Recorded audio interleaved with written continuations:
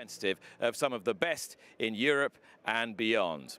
A warm welcome to the Bahrain Turf Club alongside Ali Vance and Tom Stanley. We three meet again here, as we have done for the last 4 seasons. But Ali, this by far and away the most eagerly we've anticipated a race day in the kingdom. Yeah, it is great to be back, and it's wonderful to see the progression of racing here over the last 5 years. This race so young, but elevated to Group 2 status this season and worth $1 million US. So no surprise, 14 fantastic horses are here to contest the big race. That's at 3:05.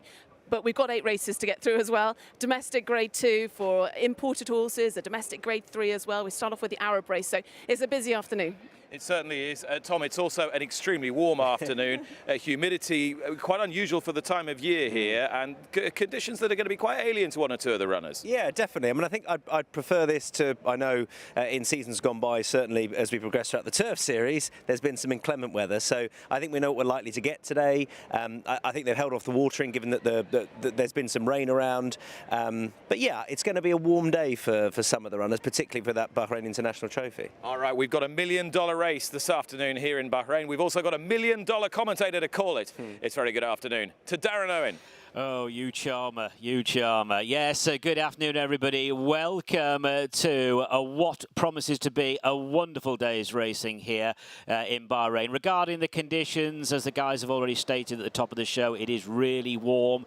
There is a wind. There's always a wind, and it's a headwind, so it'll be against the field as they come down the 600-metre straight. So we're looking forward to the Bahrain International Trophy. That is the centrepiece of this 8-race program. Let's have a look now at the field for the big one. A field of 14 runners are set to face the starter. They've won 73 races and they've accumulated over £7 million in sterling in earnings. Let's have a look at the field. Number 1 is Astro King. Astro King, winner of the Cambridgeshire Handicap at Newmarket. Richard Kingscote takes the ride. Number 2 is Caliph for the home defence. Fauzi Nas sends out number 2, Caliph, partnered by Adri De Vries. 3 is Dubai Future, last year's hero for Saeed bin Suroor Godolphin, Kieran Schumacher aboard. Number 4 is the Dashing Grey, Highland Avenue. James Doyle for Charlie, Appleby and Godolphin comes here on the back of a win at Newmarket. 5 is Isra, the mount of Jim Crowley for Team Gosden, winner of the Kingdom of Bahrain Princess of Wales Stakes at Newmarket in the summer. 6 for Noel Mead and Colin Keane. This is Lafayette, winner of a couple of races already this year. 7 is Nation's Pride, favourite with a lot of people to take the big prize, already a multiple Group 1 winner this year. William Buick in the saddle. 8 is Point Lonsdale. Ryan Moore is aboard for Aidan O'Brien. This horse was winner at Chester in the spring. Number 9 is Carter, also for Fauzi Nas. Alberto Sanna is aboard, a winner in Riyadh back in February. Number 10, Real World. Sheen Murphy teaming up with Saeed bin Suroor. This is a horse who twice last year chased home the Great Baid. 11 is Spirit Dancer. Richard Fahey, Sheen Orr, and Sir Alex Ferguson looking to score with a Spirit Dancer. Number 12 is Burcastle for Andre Farr. Mikel Barcelona takes the ride aboard this listed Shanti winner. A classic winner, number 13, Mahaba Yasanafi for Andreas Schutz, and ARC-winning jockey Christian Demura won the French 2000 Guineas in the spring. And the only filly in the lineup is Above the Curve. Maxine Guillon teaming up with Joseph O'Brien, a Group 1 winner last year. It's number 14, Above the Curve.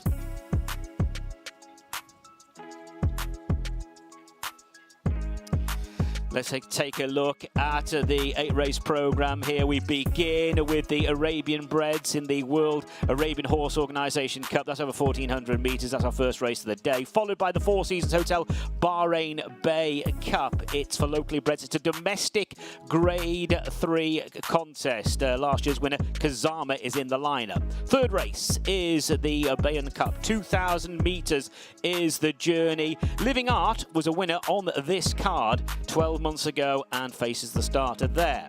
Fourth race of the day, down the straight, 1,200 metres, the Bahrain Economic Development Board Cup. It's a handicap, very, very competitive race indeed.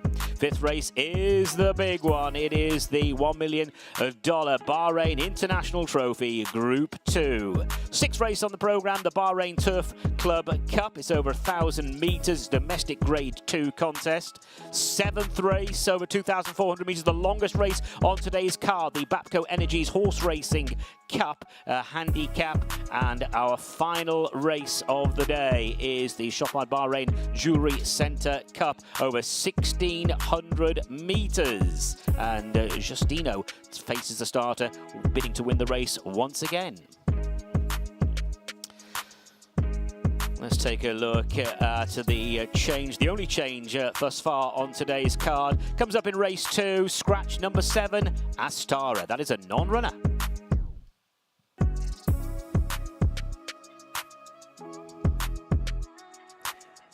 A festive family feel to this Friday afternoon here in the Kingdom of Bahrain. That horse race might not change too much. These ones certainly will. Looking forward to a dynamic renewal of the Bahrain International. Ali and Tom alongside me, runners in the paddock for our first race. But before we launch into that, let's try and assess who is going to win our feature race today. Ali, how do you see it going? I think it's very difficult to look past the hot favourite Nation's Pride, coming here off the back of 2 Group 1 victories, and perhaps didn't have his conditions when he won the Canadian International latest. He's certainly got his conditions today. He's the class horse, the one they've got to beat. But he's in stall 12, which isn't ideal. It's going to be a fast run race. He's got to have luck in running. So beyond him, I like Above the Curve for Joseph O'Brien, who also drawn wide. But the rain in the last 24 hours will only have helped her. She's a Group 1 performer. She's won Group 1. She's regularly raced in a hot competition this season. And then at a bigger price, again back to Godolphin, Burcastle's an interesting one. Andre Faber's had placed horses in the last 2 runnings of this race. Magny-Cours finished 4th last year. But the Maestro's never been to the Kingdom before, but he's here this week, and is that a sign? Burcastle at a big price. You have been to the Kingdom many times before, Tom, and good to see you back here. You also gave us the winner and the runner-up last year. What are you going for this time? Well, do you know, the wide draw is interesting for some of these runners, because I don't think they'll hang around. I think there'll be a bit of an early skirmish for the rail and some pace on. I don't think the Coolmore operatives will want a slow pace here, and I think Ashee Murphy will be pretty prominent on Real World as well. So maybe that'll be no bad thing. We'll get a sort of a Lord Glitters type sort of race. I think the French horse will go very well based upon the Guineas and the Derby runs out there. Mahaba Yassanafi, yeah, one of the French horses. I think he'll go. I was trying to be clever, I think, which doesn't always work. And Nation's Pride is the obvious one. I think if he runs to his peak Dubai form, he should win. But I felt that he was, I wanted to throw a bit more of a curveball in there as the #1 spot. And then coming in third, Burcastle. Who I'm sort of following Ali in there. So, yeah, slightly left field except for Nation's Pride, but I'm hoping Mahaba Yassanafi backs up that French form. Yeah, I'm sure he'll run well, Mahaba Yassanafi, with conditions to suit. I don't think you can keep Nation's Pride out of the 3. Point Lonsdale, I think, will drive forward under Ryan Moore. He's a horse who's running much better races than this. I'm sure he'll run well today. And Highland Avenue, the grey, a much better run last time in the Darley Stakes, which is an automatic qualifier for this race. And if he reproduces that, Ali, I think he is not to be underestimated stable companion of Nation's Pride. And he's been prepped for the race by none other than 6-time champion jockey Kieran Fallon. So, yeah, he's looked fantastic in training here this week. Taking some time out from the golf course, that's impressive. Good to see Kieran here. Good to see Charlie Appleby here with 2. Saeed bin Sarua has 2 runners as well in our feature race today, of course, including the defending champion, Dubai Future. And it's a measure of the quality and the depth of today's feature race that we've barely given the defending champion a mention. Maybe he'll get a mention in the call a little bit later, which will be delivered to you, of course, by Darren Owen, who's with us again now with Runners and Riders for the opening race. Thanks, Nick. Yes, let's look forward to the World Arabian Horse Organisation Cup. It's a race for the Arabian breds going over 1,400 metres. Number 1 is Kuhailat Al Adiyat, and Mohammed Al Farsi is aboard. Number 2, Tuwaisan and Hussein Maki. Number 3, Krushan and Ibrahim Nada. Number 4 is Musanan 1811. Rahim Jassim is the jockey. Number 5 is Al Mahanaji and Rosie Jessup.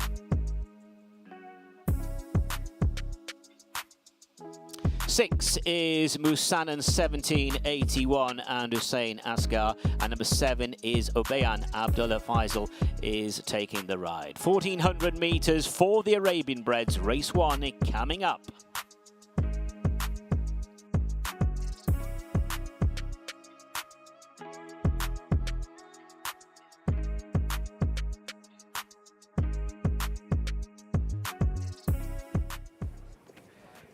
All right then, Darren, thank you. Runners on the way down, and you can see quite flighty on the way to post. Number 1 here, Kuhailat Al Adiyat. Mohammed Al Farsi takes the ride, Ali. In the colours of Victorious Racing, as is horse number 2, who will be following him out. That is horse number 2, Tuwaisan, 1762. A horse trained by Yusuf Taha, ridden by Hussein Maki. And is having his first run for 2 years, is horse number 2, Tuwaisan. Number 3 here is Krushan in the colours of Al Ruda Stud, who also bred this entire. The eldest horse in the field. That'll be ridden by Ibrahim Nadir from stall 1. Following him in the paddock then, the grey horse Masana 1811. This one going to be ridden by Abdul Rahim Jassim. Abdullah Kuwaiti trains and has had a nice prep race just a few weeks ago. And Masana 1811 running in the Al Wasamir colours. There is number 4, Musanan 1811. The next horse you'll be able to have a look at is number 6. Number 6, also confusingly enough called Musanan, but this one, Musanan 1781. Hussein Asghar taking the ride on this entire in the colours of Al Wazmiya. A good second last time we saw him, but that was some months ago. We're going to have a look at 7 next. Horse number 7, then another grey in the field, a BEYON 1867. A horse that's won 3 out of his 5 starts. Abdullah Faisal, top jockey out here. He'll be riding for Abdullah Kuwaiti. So this one with every chance. Horse number 7, a BEYON 1867. And the one horse we haven't seen yet is Al Managi. And the runners making their way down to post for our opening race, the World Arabian Horse Organisation Cup, for a first prize of $8,500 US. And just to say, Kuhailat Al Adiyat, who you would think has a leading chance here. She was quite flighty as she left the paddock in the hands of Mohammed Al Farsi. Post time 1:05 for this opening race of 8 this afternoon on Bahrain International Trophy Day.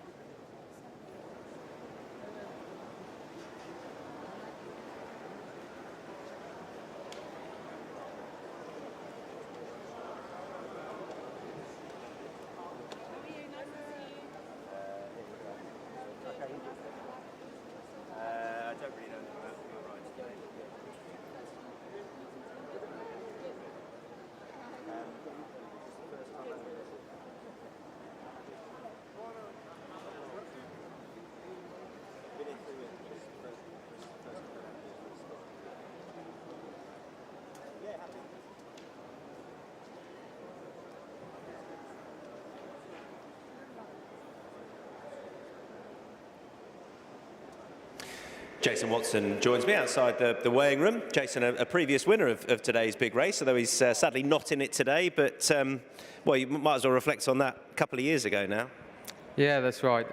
You know, it was a day that will always I'll keep close to me, and you know, to do on a horse like Lord Glitters at the time was amazing, and previously I hadn't ridden over here before, so it made it even more special.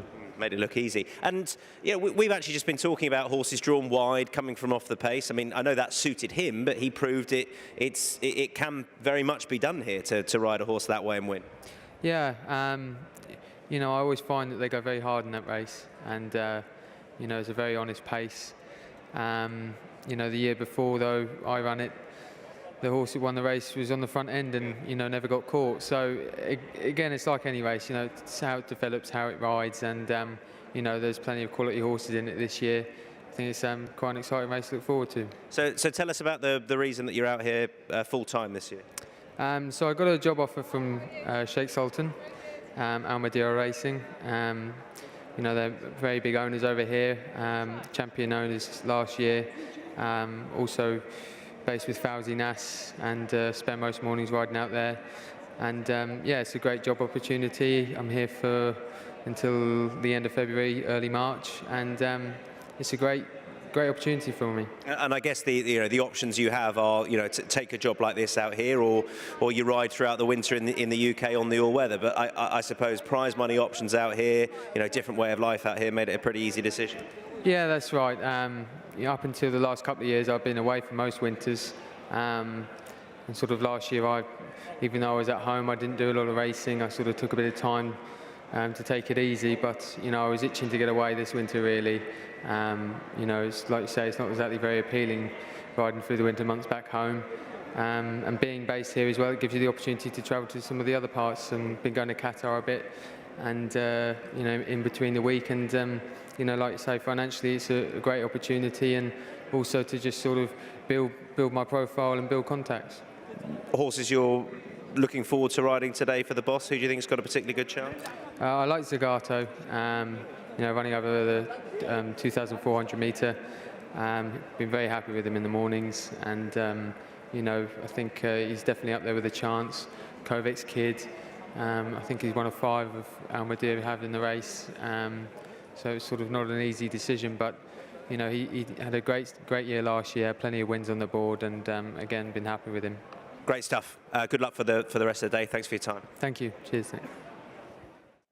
Good to hear from Jason Watson, making a big name for himself here in the Kingdom of Bahrain this winter.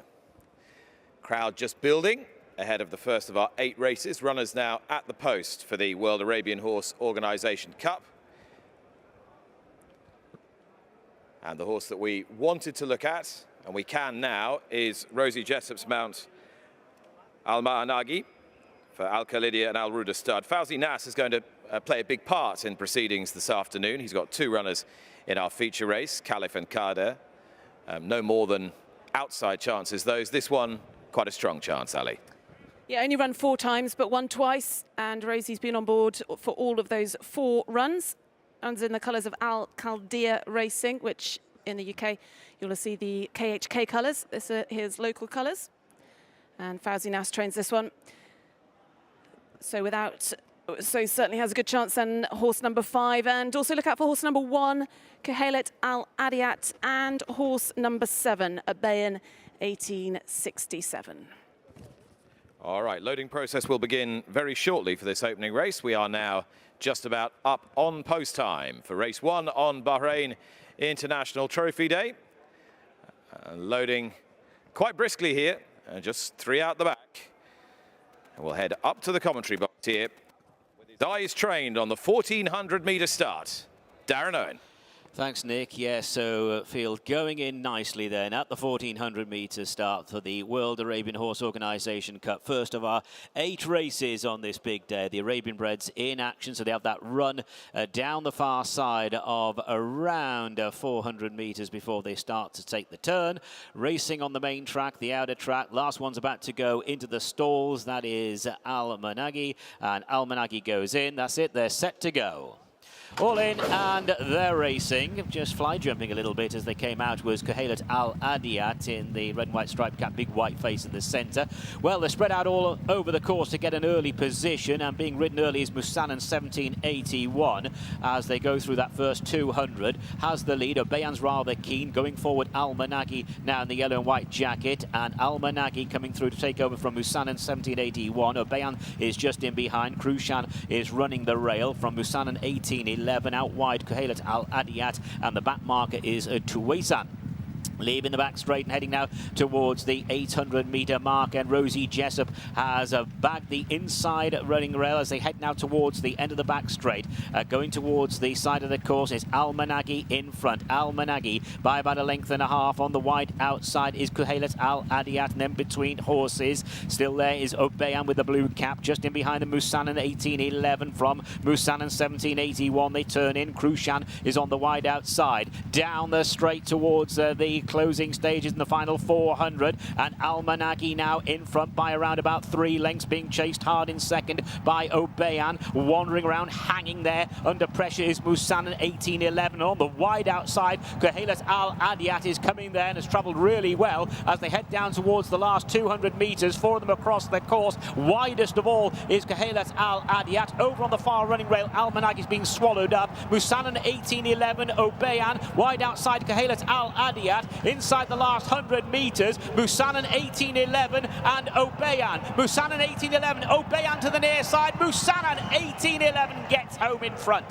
Obeyan second place, Khalat Al Adiyat third, then Al Managi clear of Krushan, and then Tuwesan, and last of all Musanan 1781. A thrilling encounter for our first race of the day, and it is Musanan 1811 who got to the line there in gritty style. Wow, it was hard work there towards the finish. Obeyan pressed Musanan 1811 all the way to the line. There were 4 of them across the track, around about 200 metres from home, but it was Musanan 1811, number 4 on the card, has come out on top in our first race of the day. Just watching the final 100 metres, there were 4 of them in close contention, and at that stage it was Musanan 1811 tried to assert. Obeyan would not go away down the outside. Abdullah Kuwaiti will have a smile on his face because he's trained those 2 horses there, the first 2, Musanan 1811 beating Obeyan in race number 1. The stable companions separated by just a narrow margin at the finish. Musanan 1811 beating Obeyan. Slow motion stuff through the last 200 metres here, and it looked at the 200-metre pole as though Khalat Al Adiyat, the mare number 1, Mohammed Al Farsi, would win this race. She loomed up, travelling by far the best with a big white face on the outside, right of shot as you look at it. But she found absolutely nothing for pressure here. And in the end, despite weaving this way and that, Musanan ran out the winner for Abdullah Kuwaiti. Creditable effort from Al Managi. Rosie Jessup and Fauzi Nass had tried to cut this race open from some way out, the white sleeves on the rail, and did keep galloping to the line. And as I said, Khalat Al Adiyat disappointingly little off the bridle. But victory goes the way of the wayward, but running straight enough, Musanan for Abdullah Kuwaiti. So a thrilling start to proceedings here on International Trophy Day. And we can head out now onto the track and join Ali Vance. Well done, Abdul Rahman. Beautifully timed ride. How did it feel from your point of view? It felt great, actually. He's a good horse.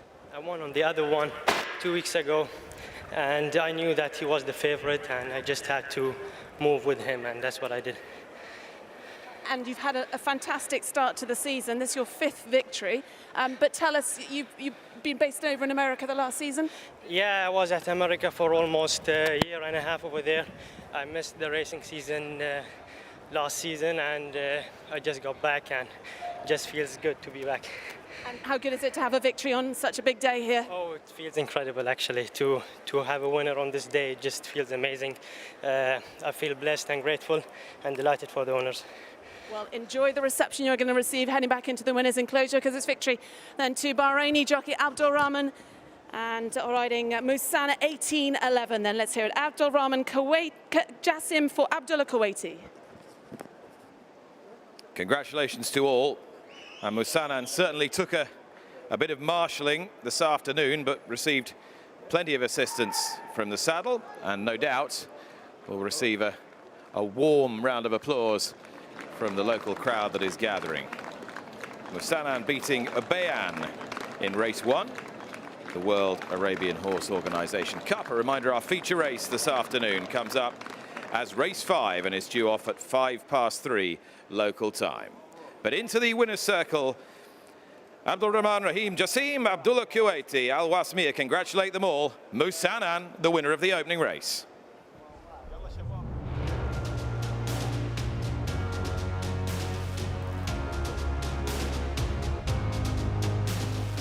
So let's take in the result of the first race of the day. The World Arabian Horse Organization Cup. First was number 4, Musanan 18-11. Second, number 7, BEYON. Third, number 1, Kuhailat Al Adiyat, and fourth, number 5, Al Managi. The margins ahead and 2.5 lengths ahead and 2.5 lengths. Time of the winner there, 1 minute 42.64. 1 minute 42.64. Number 4, Musanan 18-11 takes out race number 1. A good result for Abdullah Kuwaiti, saddling the first 2 horses home.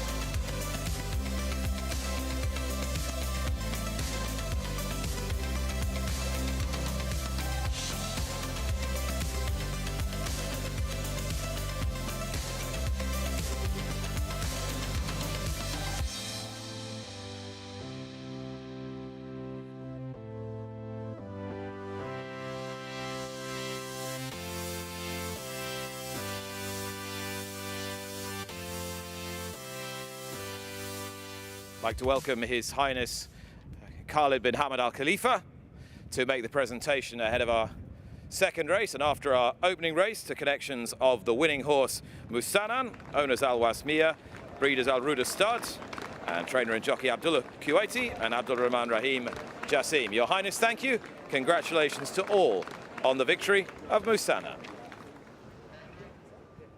Our feature race today, of course, is the Bahrain International Trophy, one of the jewels in the sporting crown of the Kingdom of Bahrain. It's attracted a wonderful field. It's also attracted some hugely illustrious connections, none more so than a true legend of the sporting world, an icon, Sir Alex Ferguson. He's here today together with his co-owners of Spirit Dancer, and as Ali Vance has been finding out, this is not his first visit to the Kingdom. So Alex, lovely to see you here in Bahrain, but this isn't your first time. Tell me about the first trip here to the kingdom. Well, it was interesting because I came in November 1986 when I just joined Manchester United, and I think we'd played one game and came out here with an international break.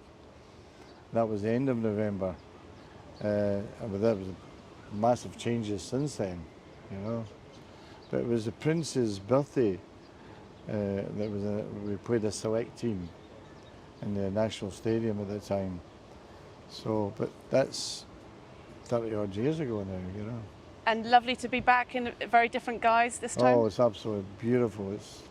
They've really looked after us, and it's a beautiful hotel, and it's been a pleasure to be here, you know, because you see the progress the country's making, you know. So I really enjoyed it. And how much pleasure is it giving you to have a horse to take to some of these meetings? Well, it's you know, when a great horse by Franco, I bred it myself, and they won 3 in a row, and I said to Richard, well, what's your plan? He says, you know, there's a race in Bahrain we should think about. I said, Bahrain? He says, there's $1 million race in November. I said, whoa. I said, why don't we go for it? And of course we had the draw last night. It's not a great draw, but it's a competitive race. There's all good horses in the race, and you know, we'll give it a crack, you know. And the fact that you bred him, does that must make a difference as well? It does, in a way, because it justifies the expenditure of setting up the operation for a wonderful family down in Hemel Hempstead, and this was the first foal, and by Franco, and I had a friend who used to work for Judemont, and he got me the cover on it, which was very good. We did very well out of it. We bought the broodmare from Germany called Queen's Dream, and it's done very well. We had one foal that didn't work out. We had a couple of injuries, but others have done very well. And how do you approach being a racehorse owner when you come to these competitive races? The lack of control over the outcome, whereas you're so used to trying to have control over my theory, my way of handling it is I don't interfere with the trainer. I never question him, because I didn't want questioned when I was a manager by other managers, you understand? Or directors, you know. I was happy to sail along my own way, and I give all my trainers the same space. I never question them, because they know their job better than I do. So why should I question them? I'm just happy to choose the trainers I think are the right quality for my horses, and I let them go on with it. And you don't give the jockey the instructions? Never, never. And looking ahead to Friday, then, as you say, the draw isn't the best, but it's not overly significant in this race. Well, in a race of this quality, it will depend on where the pace comes from right away, and what position we can get the horse into, where the jockey will do that, obviously. And when you've got quality horses, I can relax. I know he's going to do his best. He's done that in the last 3 races, and he'll be there. I think he'll be there, you know. But when you see the Godolphins of 5 horses in the race, and the owners here this morning weaned out his horses, you know, he's serious. Yeah, exactly. And, there's a horse from Germany, one from France, Andrew Faber is here, you know. So you know you're in serious business. But the prize money tells you that anyway. Exactly. Well, it's great to have you here and be part of the race. Thank you. Pleasure. Lovely. So coming up now, we've got the Four Seasons Hotel Bahrain Bay Cup. It's over the straight 1,200 metres, so first of our races on the straight track. Number 1 for this domestic Grade 3 is Kamari. Sufyan Sadi is aboard. Last year's winner, number 2, Kasama and Abdullah Faisal. Number 3, Nahi and Ahmed Maki. 4 is Racine, Marcellus Juras. Number 5, The Ghost Ship and Edinson Rodriguez. 6 December, Jason Watson. 8 is Garbia and Ibrahim Nada. 9, Stylish and Matthew Politan. And number 10 is Wakia and Anas Al-Siabi. A reminder, number 7, Astara, is a non-runner. So the crowd's building then as the afternoon progresses. Let's have a look at these horses in the parade ring for our second race. This is a domestic grade 3 for the local breds. And getting on board is Sofiane Saidi, who is on board Kamari, horse number 1 in the Al Afu racing colours. Mohammed Hassan trains this. Sofiane Saidi based over in Doha, riding for Wathanan Racing. Nice to see him over here. Horse who finished second on his prep race this season. That's horse number 1, Kamari.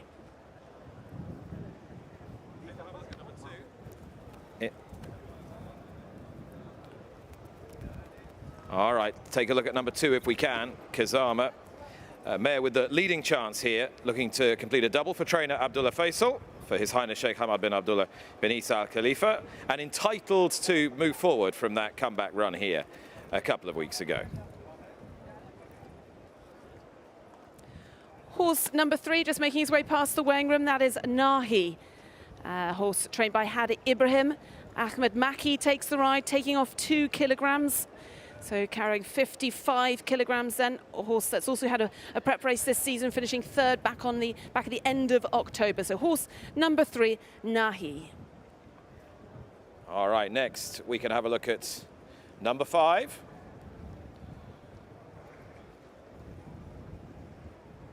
Number 4, Razin.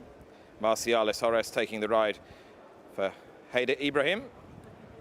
And another one to come out of that same race over 1400 last time, dropping back in distance, and should be there or thereabouts, though has less strong claims than stable companion Kazama. And we're going to look at horse number 6 next, Ali. Horse number 6 then is December, wearing the red hood, going down to the start early. This then the mount of Jason Watson for Fauzi Nas in the colours of Al Mohammedia Racing. And a horse that is also raced up against a number of these back on the 27th of October, finishing 8 lengths in 4th. So horse number 6 is December.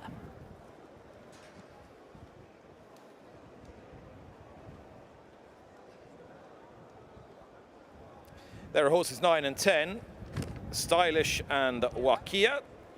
2 more mares in a race heavily dominated by females. Mathieu Peloton takes the ride on Stylish in the Victoria Silks for Alan Smith. Hasn't been seen since March, but was in good form when we last saw her. And Wakia was a winner last time we saw her, and that was just a couple of weeks ago. And if she builds on that, then she will be a threat to all. So that is number 9 and 10. Stylish at the top of the picture, and Wakia, the red and black silks.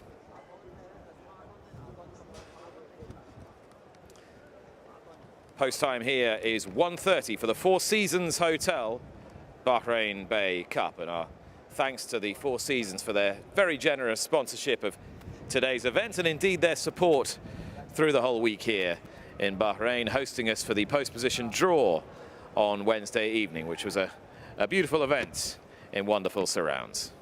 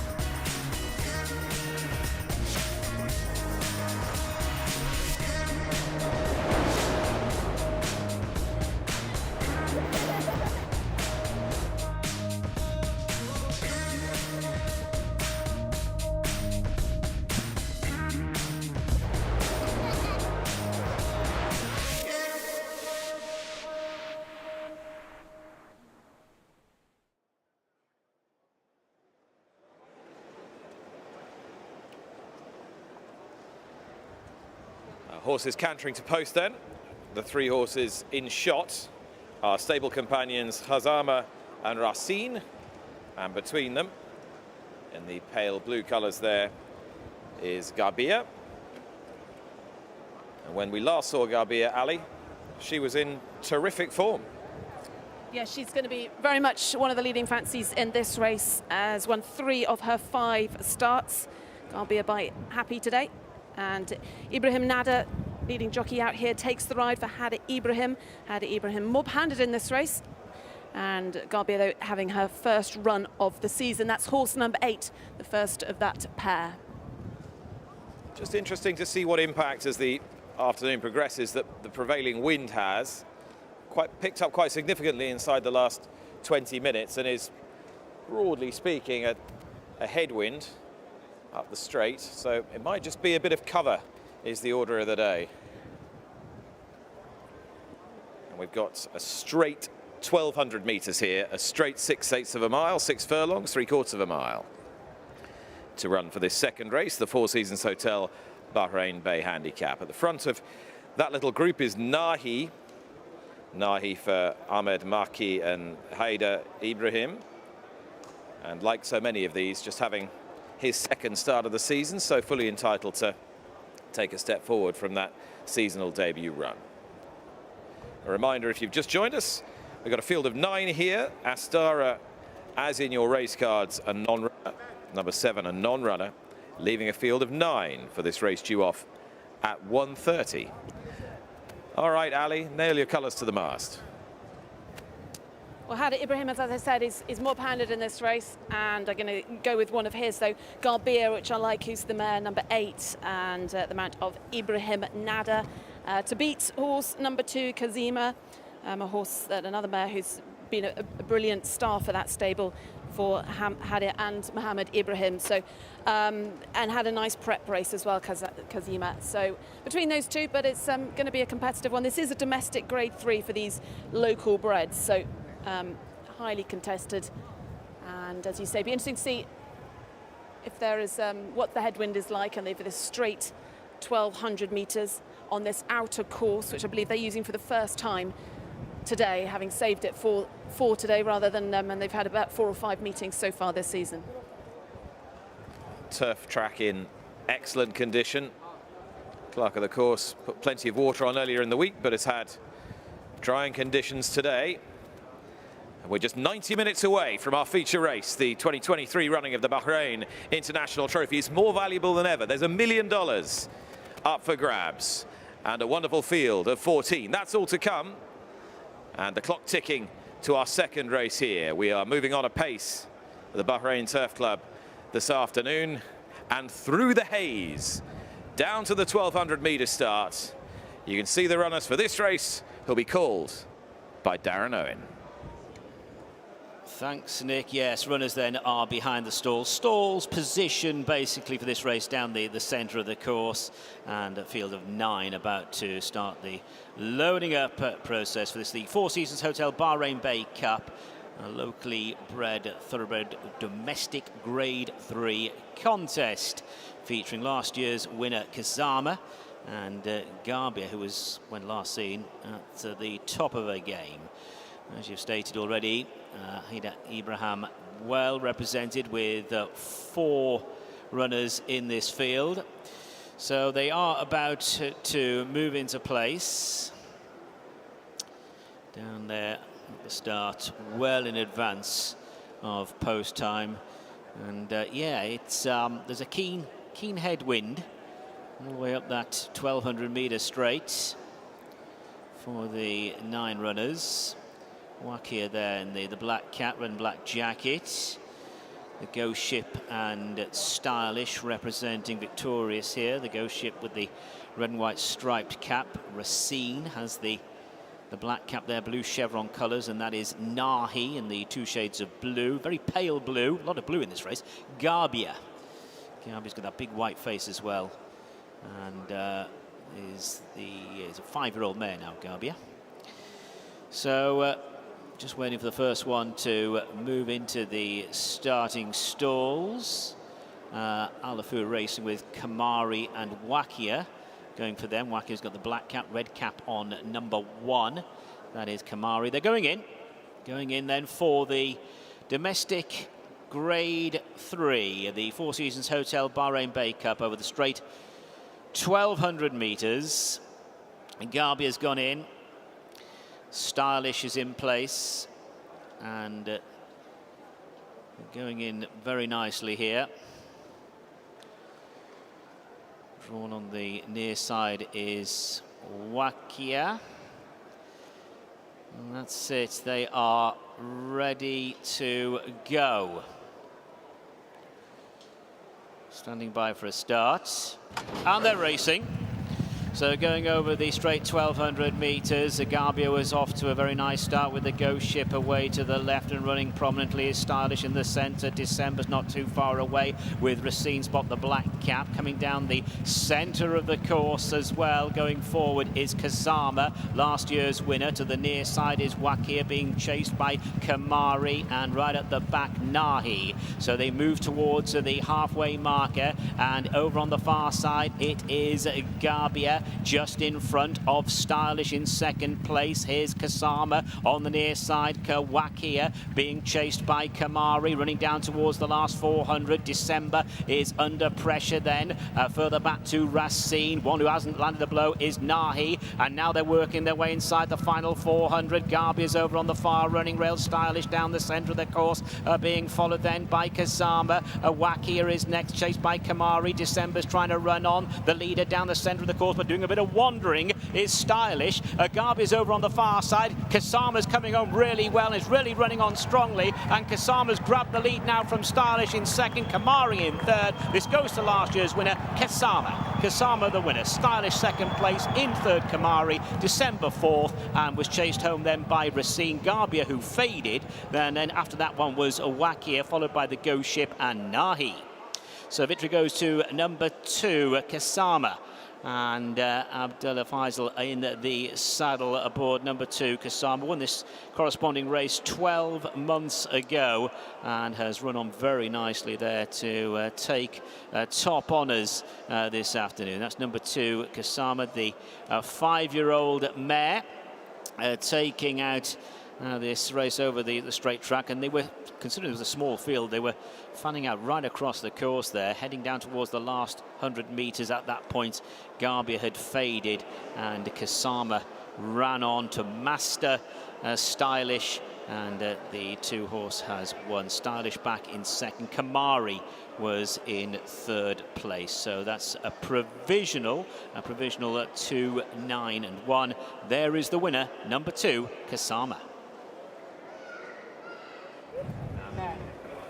Okay.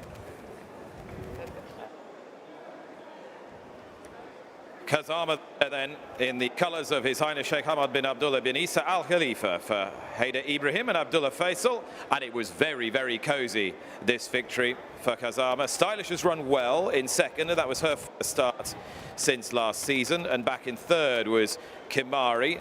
The winner and the third had a run this season. Take the head on, very comfortably sliding into the picture in the pale blue colour, centre of shot, Kazama, and really taking advantage of a strongish pace, a contested pace, good track positioning, and a reasonably stiff breeze that was half across and into their faces, and that enabled her superior stamina to come to the fore. She's got plenty of form over 1,400 metres, 7 furlongs, dropped down to 6/8 of a mile, 6 furlongs, 1,200 metres. She had too much in the way of finish for her rivals today. Kazama, the winner of this Four Seasons Hotel Bahrain Bay handicap, interesting pedigree as well by Blue Czar, who's done well as a local stallion here, but out of a mare by Tiafilo, perhaps just imparting that little bit more stamina than possessed by some of this field, and indeed that little bit more class as well. It was a decisive performance from Kazama for Abdullah Faisal and Haider Ibrahim, and upsides the rider now. We can check in with Ali Vance. And then, well done then to Abdullah Faisal. Relatively comfortable in the end. She's such a consistent mare, this one. Yeah, when I ride her last time, 2 weeks ago, I see she have a good kick last 200 meters. So I was confident today. When the other horse was in front of me, I said, sure, I will catch him in the end. So this is what she gave me a gift today. She did give you a gift. I mean, it was your second win of the season, but it's nice always to have these victories on these big days. Sure. All we dream to win in this big day. And, you know, front of the best jockeys in the world. We have Jimmy Crowley, and Ryan Moore and all the good jockeys, you know. I will be proud if I go to the jockey room as a Bahraini jockey that he went on big day, and maybe I can show them the Bahraini jockeys, they are good enough to win a good races and to ride the good horses. Well, you're certainly doing very well. 2 victories then to 2 Bahraini jockeys. Well then to Abdullah Faisal, victory of Khazama in our second race here for Rashid Ibrahim. Yeah, wonderful moments on a big international stage for local riders here. And well done to Abdullah Faisal. As he was mentioning, some global stars on show later here in Bahrain. Ryan Moore's jetted in from Japan to ride Point Lonsdale. Jim Crowley for Sheikh Hissa riding Isra. William Buick, James Doyle doing duty here for Godolphin. Wonderful to see the veteran rider Gerald Mosse, multiple classic winning jockey here. Colin Keane, multiple Irish champion. Christian Demuro, dual Prix de l'Arc de Triomphe winner. They're all here today, but so is this man. Give him a warm round of applause. Winner of our second race, Abdullah Faisal and Khazama.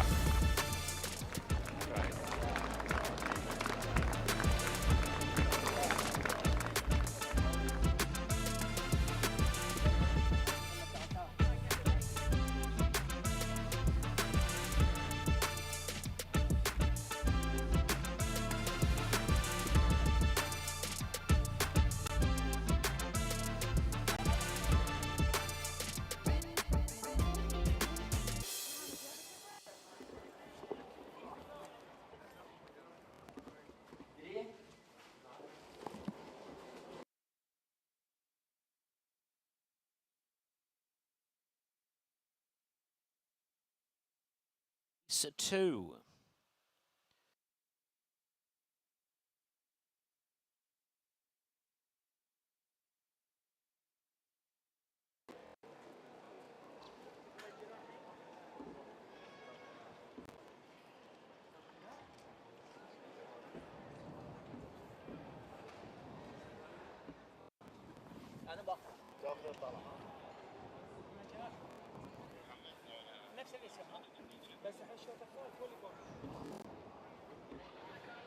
Well, Mohammed Ibrahim joins me then representing his father, Haider. Well done, Mohammed. The jockey was very confident on this one. How confident were you heading into the race? Actually, Abdullah was very confident by choosing Khazama. Actually, everyone was thinking that Gharbia is going to run big. She came back after a long break. I think all the horses did well. And Khazama, she had a run 2 weeks before in the 7 furlong. I think dropping her in distance and racing her in that race bring her more better for this race. She's been a bit of a star for you, though. This is her 5th win for you out here, and she's just a consistent mare, isn't she? Yeah, she's very consistent. She's a very, very, very nice filly that we have in the yard, and we will see with the owner what's the plan next for her. And your Sable Star Goman, first reserve for the big race today. Shame that he didn't get in, but how good is it for local trainers to, what do you make of the lineup and be part of a day like today and a race like today's? Yeah, I think that we were unlucky to get in this race.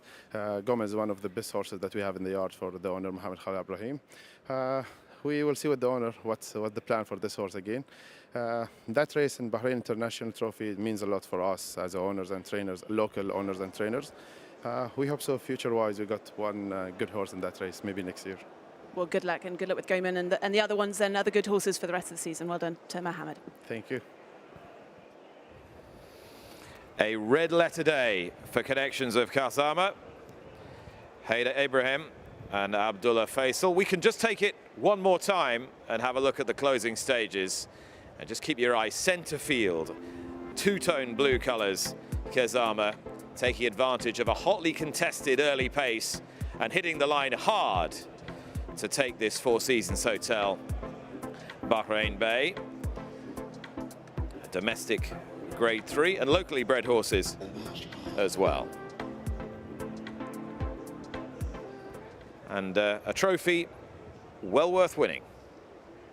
Trophies today commissioned and created by Garrard, and looking forward to our feature race, which comes up in a little over an hour now, 3:05 the Bahrain International as we await the presentation for race 2.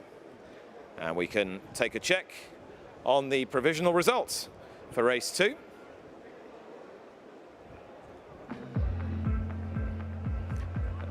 So the winner, number 2, Khazama, for Abdullah Faisal Haider Ibrahim and His Highness Sheikh Hamad bin Abdullah bin Isa Al Khalifa. Second in the Victoria Silks was number 9, Stylish, for Mathieu Peloton Alan Smith. And third was number 1, running on from an unpromising position, the well-fancied Kamari for Alafu Racing, Mohammed Hassan and Sufyan Saadi. That's the 1, 2, 3 then in our second race, the Four Seasons Hotel Bahrain Bay Cup. Our next race, race 3, will be due off at 1:55 and runners will be in the paddock shortly, and hopefully we will be making the presentation for the Four Seasons very shortly.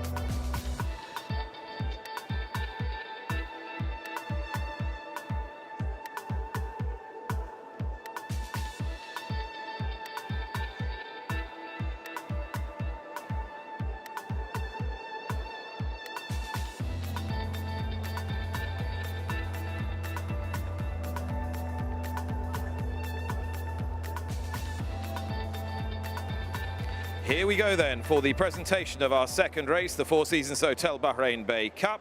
Making the presentation, delighted to welcome to the podium the Director of Marketing for the Four Seasons Hotel Bahrain Bay.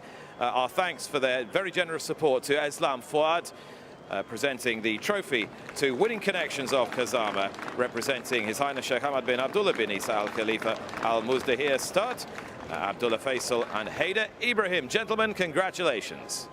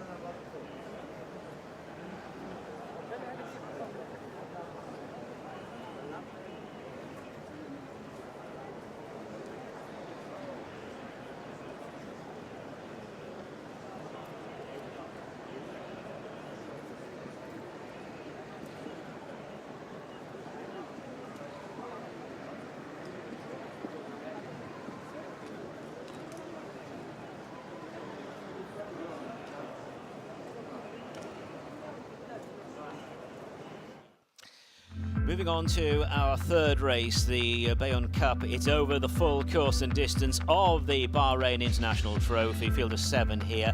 We're looking at locally bred thoroughbreds. Number 1 is Mudalal and Jason Watson. Number 2, Living Art, who won on this card last year, and Living Art is partnered by Andrew de Vries. Number 3, Van Halen, last season's Derby winner, and Gerald Mosse is the jockey. Number 4, Immortal, and Abdullah Faisal. Number 5, former Oaks heroine, Manama Girl, and Nathan Cross.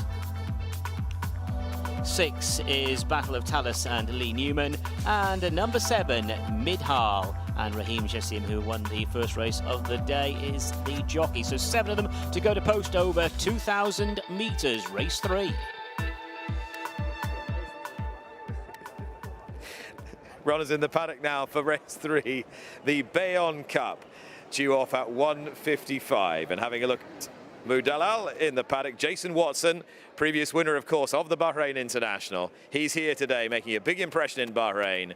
Tom Stanley alongside me. Tom, this horse must have a big chance. Yeah, a very good chance. The usual visor on board, a couple of wins over shy of this distance. I think the distance could suit.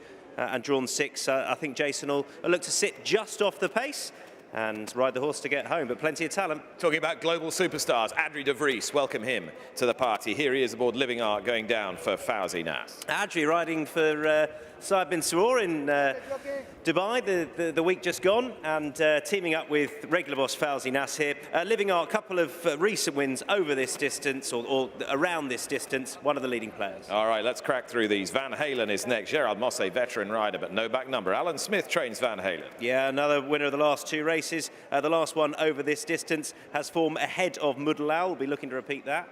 Seen these colours sported today by Abdullah Faisal aboard Immortal. Those are Mohammed Khalid Abdul Rahim. He's riding really well at the moment, and he'll be looking to repeat the trick that saw this horse score last time. A little bit of time off the track, might just come on for the run. Another one for Fauzi, Manama Girl.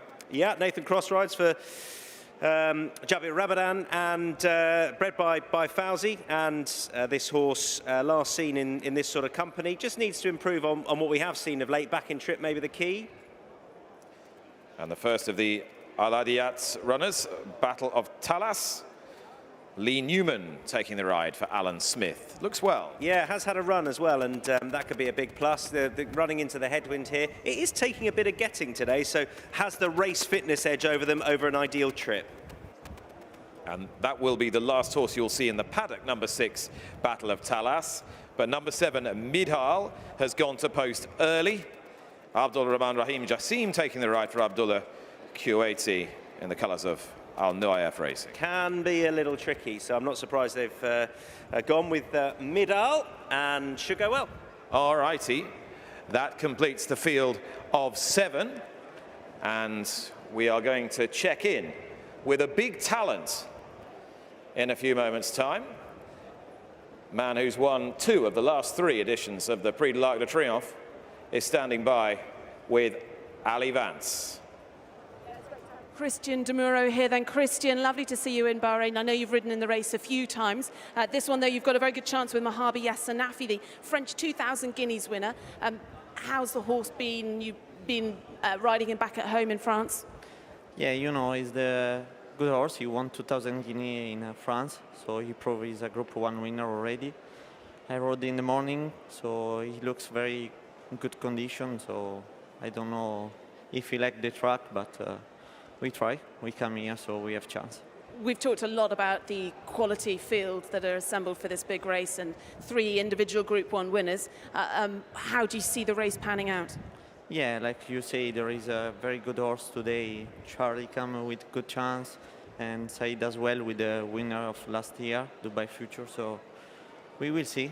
The horse is in good form, like I say, so we hope. And in terms of the draw, you're drawn in 10. How significant is that? Yeah, this is will be the question. I will talk with the trainer. We will see, because the horse likes to go really close to the lead, so we will see. And this track, you've ridden in the big race here before, but what do you make of it? And obviously, being part of this big day. Yeah, you know, it's a very good track. I've been 2 years ago here, so it's a very special track, long last stretch. So It's very good, and I think for my horse will be good because he's a little bit lazy horse, so he need a long stretch, so it will be okay for him. Well, all the best in the big race then with that horse, but also you've got a runner in the race before. Nice to have a bit of a look at the track. How much of an advantage is it to have a spin around there before the big race? Yeah, like this I will check the track, if the ground is soft, or I will see. But you know, they contact me before to ride this horse, so I'm very happy they give me the opportunity to ride. And oh, good luck with the man, and good luck then with Bahaba Yassanafi. Thank you very much for talking to us, Christian De Muro. Genuine superstar Christian De Muro, brilliant rider, a winner of the Arc this year on Ace Impact, one of the best horses in the world. And he takes the ride on another classic winner, Mahaba Yassanafi, third to Ace Impact in the Jockey Club, and the winner of the Poule d'Essai des Poulains. That horse will be running in our feature race, the Bahrain International, which will be run over 2,000 metres, and we get a chance now to assess how that 2,000-metre track is riding in the BEYON Cup. 7 go to post here. It's a race for all classes and all ages, 3-year-olds and upward, but horses that have been bred locally. And the loading process will begin very shortly.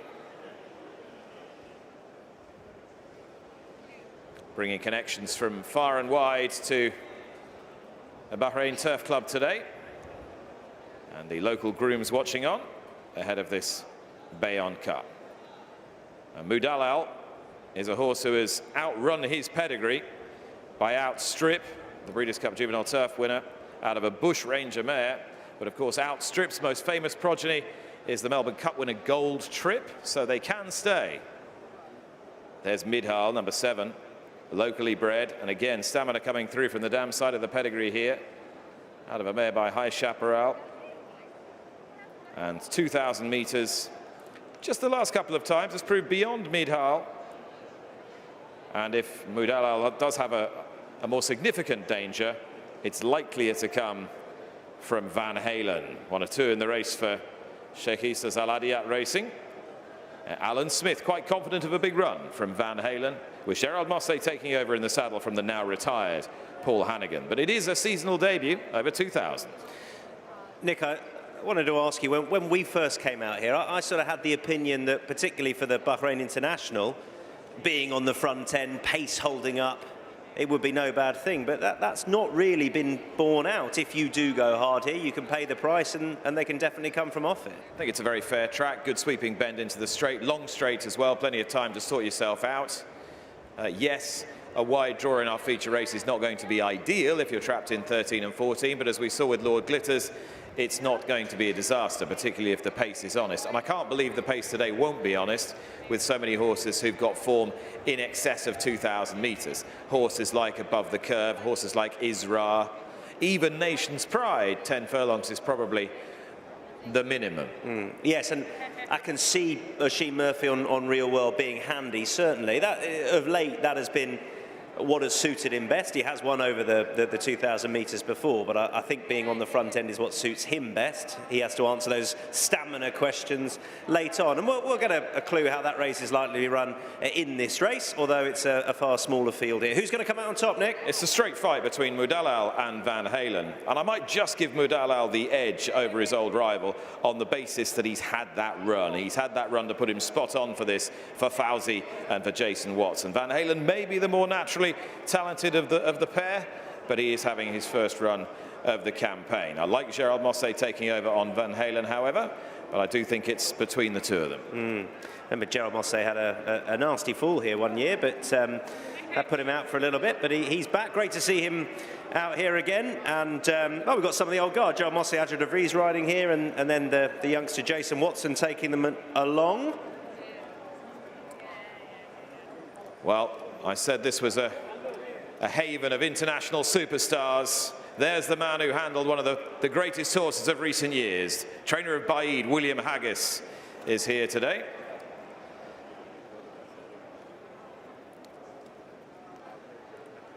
I'm sure William will be itching to get back here in 2024 with a contender for the Bahrain International Trophy itself. Must have a 3-year-old and upwards middle distance horse able to try and win £500,000 worth of prize money for a Group 2, no less. That's serious prize money on offer for the grade, and well worthy of that status this year. 6 of the 7 loaded then for the BEYON Cut, race 3. Here's Darren Owen. Thanks, Nick. Yes, so just 2 more to go in. The Derby winner from last season, Van Halen, and Gerard Mosse takes the ride, and the last one to go in, former Oaks winner, that's Manama Girl. So over the Bahrain International Trophy course and distance of 2,000 metres, they're all in, and they're racing. So the first to break the line up along the outside was Midal, and right there, Battle of Talus. So with Manama Girl just in behind them, Van Halen against the fence, and running wide is Immortal as they make the run to the first turn. Off the pace, Living Art, and Mudalal also settled towards the back. Around the first bend they go, and it is Battle of Talus and Midal, those two, with Immortal on the wide outside. Little Keen just in behind these, Van Halen in the dark blue jacket. Manama Girl is next, and the last pair are Living Art and Mudalal. The pace looked pretty slack in the early part of the race. They go on down the far side. 1,400 left to go, and it is Battle of Talus in front with Midal between horses. Immortal is still running 3 wide. Just in behind them is Van Halen, followed by the red and green jacket of Manama Girl, and the last 2 are Living Art, who's on the inside running rail, and Mudalal in the red and white colours, just been nudged along a fraction as they now run towards the end of the back. So they're going to run about 1,000 to go, and it is Battle of Talus in front. Midal is still holding second, Van Halen in third, Immortal to the outside. They're followed by Manama Girl, Living Art, and Mudalal, the back mark, as they now work their way inside the final 800. Battle of Talus for the Alan Smith yard, leads by about 1.5 lengths. Midal in second place. Now Gerald Mosse is asking Van Halen there, shake of the rein, small shake of the rein aboard Van Halen on the inside running rail as they turn in. Manama Girl now angles out for an effort. Immortal caught to the wide outside, and on the extreme outer is Mudalal, and they're homeward bound. They're about to face the final 400. Battle of Talus is making the best of his way home. On the outside, Manama Girl, then Midal, being followed by Living Art. Van Halen dropped away very quickly and is well and truly beaten. Heading now towards the final 200 metres.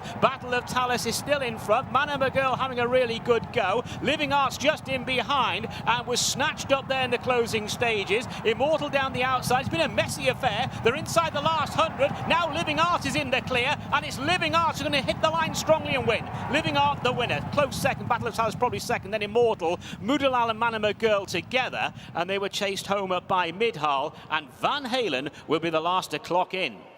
Well, that was quite messy in the closing stages there. They didn't go much of a pace visually either in the early part of the race. And Living Art, who was snatched up but got a bit of cover, was on the inside running rail, was snatched up, and then got out with about 100 to go, or just over 100 to go. And Living Art has hit the line really well. Actually won on this card last year, not this particular race, but won on this card last year. Living Art, the winner. Close call for second place. Battle of Talus and Immortal going to the line together for places. Rather messy, that race, but Living Art is home in front. And in the end, quite decisively, Living Art has pulled away, hit the line hard, and won by a couple of lengths in the hands of Adrie de Vries for Fawzi Nas. A bit of a turn up with the 2 big fancies disappointing here. Contrasting runs as well for Mudalal and Van Halen. Van Halen has offered nothing. It has petered out quite tamely. Hope he's okay. Mudalal, I think, will have to count as pretty unlucky here. The wide outside, white cap and sleeves, was forced very wide by interference turning for home, and was sat chilly off a pace that was just pedestrian in the early stages. Slow motion stuff late, finding a seam, de Vries, and quite firmly on top in the final analysis. Horse who has made much of the running here, Battle of Talus, has appeared to have excelled himself by finishing second, but in truth he rather had the run of the race. And back in third, a good run from Immortal. Victory, though, goes the way of the Fawzi Nas, bred and owned Living Art, ridden by Adrie de Vries, who is now alongside Ali Vance. Well done, Adrie. The first time you've ridden this horse, but really got there in the end, got there on the line. Well, I don't know about that. He would have been an unlucky loser. The gap closed on me a little bit, 200 out, so I thought the race was gone. But all credit to the horse, he picked up again. Nice to have a win here, but you've got Caliph in the big race. How do you rate his chances? I know the horse from Germany. He won 2 Group 3 races over there. He's going a little bit further, but I think he'll get the trip. There's a bit of give in the ground, so I think he will like that. Well, good luck then with Caliph in the big race, but well done then on Living Art in the meantime. Adre de Vries riding for Fauzi Nas, winning on Living Art. Veteran rider, brilliant rider, great tactician, particularly effective on these tracks here in the Gulf region, and has been plying his trade in Dubai very successfully for many years. Will form a partnership with Saeed bin Sarur this season, which should only serve to enhance his profile. And he's given this horse a smart tactical ride. Interesting to hear what Adri was saying about Caliph later in the Bahrain International Trophy. Just 2 local horses in the big race today. And I think there's a certain degree of confidence that Caliph can outperform his stable companion Carter. And if that's the case, and if the track does ride testing, that may just bring him into calculations for a squeak to hit the frame. But this horse has done more than hit the frame. Handsome Chestnut, Living Art, is the winner of race 3, the BEYON Cup.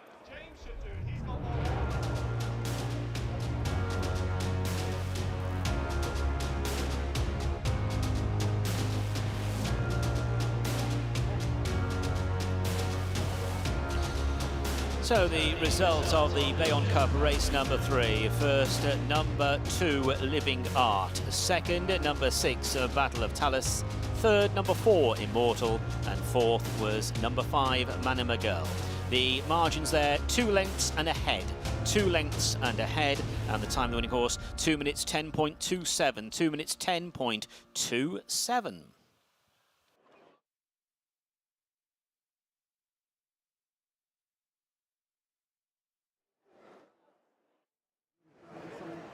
Can I have a quick chat with you, sir? Sure. How are you? Here he is.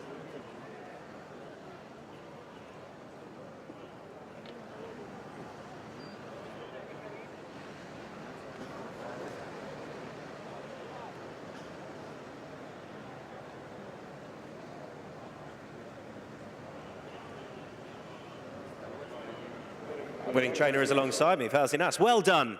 Great to have you winner on this big day. Expecting that off a bit of time off the track? I was actually. He's been working really well. We ended his season quite early last year. He had some setbacks, but this year he's been working very well. We were expecting a good performance. Saw that trip out really well too. Absolutely. He'll stay as far as you want, I think. That's probably his minimum trip. He found a lot of trouble during the race in a small field, but finally he got up. You bred the horse? Yes.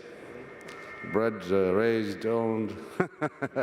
All the more satisfaction. Absolutely. Tell me about the 2 in the big race. Do they work together? Have you got an idea as to of your 2 who is most likely to come out on top? Well, my only gauge is Carter, because I had him since last year or the year before. So I worked them actually together. Okay. Because I probably don't have another good horse enough to go with him. Caliph seems to come on top. Right, interesting. That surprised you? Well, that's on training on the all-weather. A race is different. Yes, it is, isn't it? And I guess, you know, Caliph is he's the interesting one, and the horse. Do you think he would need to be a bit better than what we know about him? But do you think he is potential? No, I think it's obviously very deep waters. The race is very, very strong. So let's hope for the best. We'll see. Good luck. Thank you. Thanks. The result is now official. They've weighed in for race 3.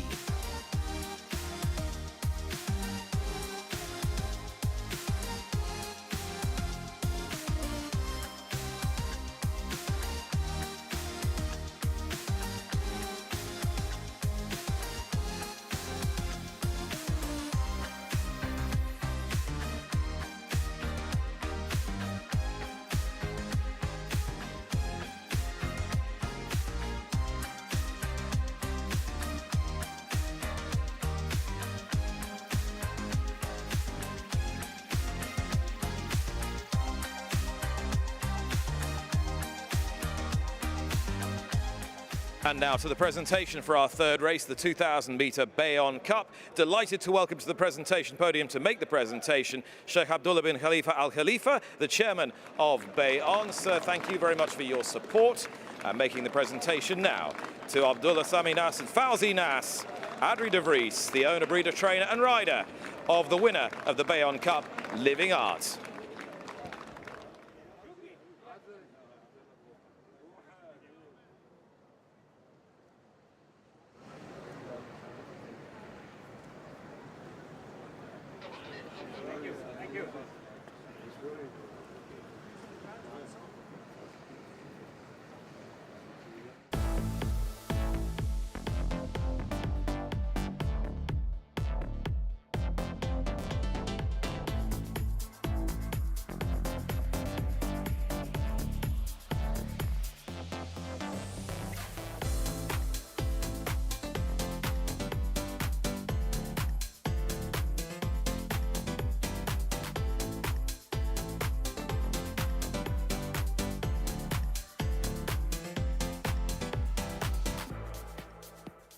Welcome back. It's under an hour until post time for the best race ever to be run in Bahrain. It's the 2023 edition of the Bahrain International Trophy. We've just seen the distance, the full distance of the International Trophy, 2,000 meters being used. The draw, not such an impact there with just the 7 runners, will be, you'd imagine, a fairly big factor in what could be a deeply tactical race in a little while, just under an hour from now. And the draw ceremony took place in the beautiful surrounds of the Four Seasons Hotel, Bahrain Bay, on Wednesday evening.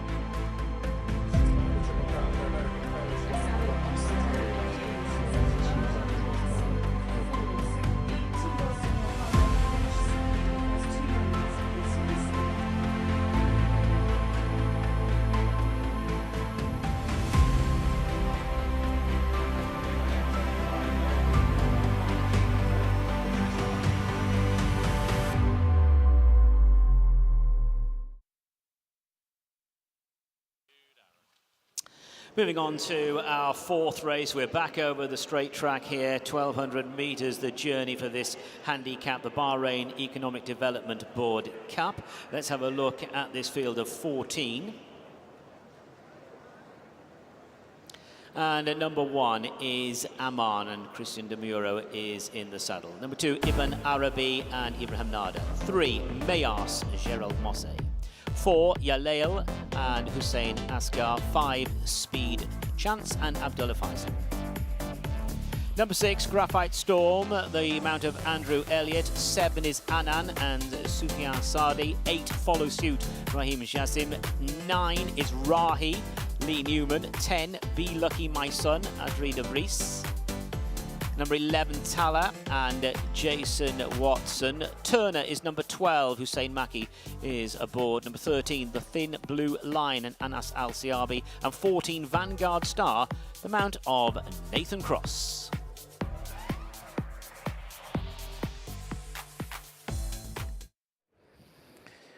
All the stars here in Bahrain this afternoon. I've got Richard Fahey. Sporting icon Sir Alex Ferguson here to see a horse that he bred, a son of Frankel, Spirit Dancer run in the Bahrain International. A horse who's been on a real roll of late and won one of the automatic qualifiers for today's feature race, the Strensel Stakes at York, in tremendously tenacious fashion. Wonderful to see Sir Alex here and the whole ownership contingent with him as well, including his longtime friend and owning companion, Jed Mason. Richard Fahey trained Spirit Dancer in North Yorkshire. Richard, a regular supporter of racing here in Bahrain, and who's had significant success as a trainer for Sheikh Issa. That's all to look forward to in around about 50 minutes' time, but we have a prelude in the shape of the Bahrain Economic Development Board Cup. And the runners are coming into the parade ring. And number 8 is heading down to post early for race 4. Quite early as well. And that is Follow Suit. 2 handlers being walked all the way to post. No stone being left unturned. All right, been talking about Spirit Dancer. His trainer is with Ali Vance. Yeah, Richard Fahy alongside me. We're going to talk about Spirit Dancer in just a minute, but before that, you have a horse in this race that you previously trained in, Tala, now trained by Osama Hashim, horse number 11. What was he like when he was back in your yard? How'd you rate him in this one? Yeah, he must have a great chance. He ran a good race there last week. He'd sort of run well. He'd run... And you are not to come back. Ali Majid there, interrupting us. Talk to you later, Ali. Carry on, Richard. Yeah, I'd like to see him run really well. As I say, he ran well second the other day. He's got to step up a little bit today, but hopefully he will for Sheikh Sultan. Now, Spirit Dancer, you've had a chance to go and have a look at the track. They had a fair bit of rain last night. What's it like in your mind? Yeah, it's little sort of loose patches, but still quite quick for, you know, what you'd expect in the kingdom, you know. So we're happy. And he's pretty versatile ground-wise. He's won on soft, he's won on heavy, he's won on fast, he's done everything. So it's probably the toughest race he'll have ever run in his life. But look, you don't know till you try in these better races, so fingers crossed. And how significant is the draw and your position? I would prefer to be a little bit lower, but typical trainer, we're always looking for excuses. But it's not impossible from our draw. I just hope they go a decent gallop, and that'll just give us a chance just to slot in a touch. And it's not what we do from that draw; it's what everyone else does. So let's keep our fingers crossed everything goes well. And just finally, how much have you enjoyed the whole journey, getting the horse from winning at York and that automatic entry race to being here with their owners, Sir Alex Ferguson, the week, and being part of this? Well, the richest race ever held here. Yeah, we're getting quite spoiled. I'd like to live my life like this, but it'll be back to reality tomorrow. Heading back home, but no, it's been fantastic. Everybody's been fantastic and really looking after us, and they truly want us here, which is always something that you don't often get when you race abroad. There, they want you to come, but they don't want you to win. But I'd say everybody here, doesn't matter who wins, really, you know. Well, good luck with Spirit Dancer in the big one. In the meantime, take a look at these horses then before they're heading out onto track. Well done, Richard. Thank you.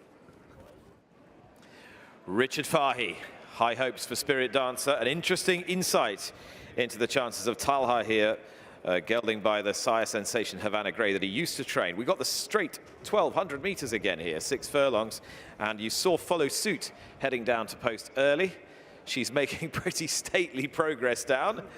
Fingers crossed she'll get there in due course.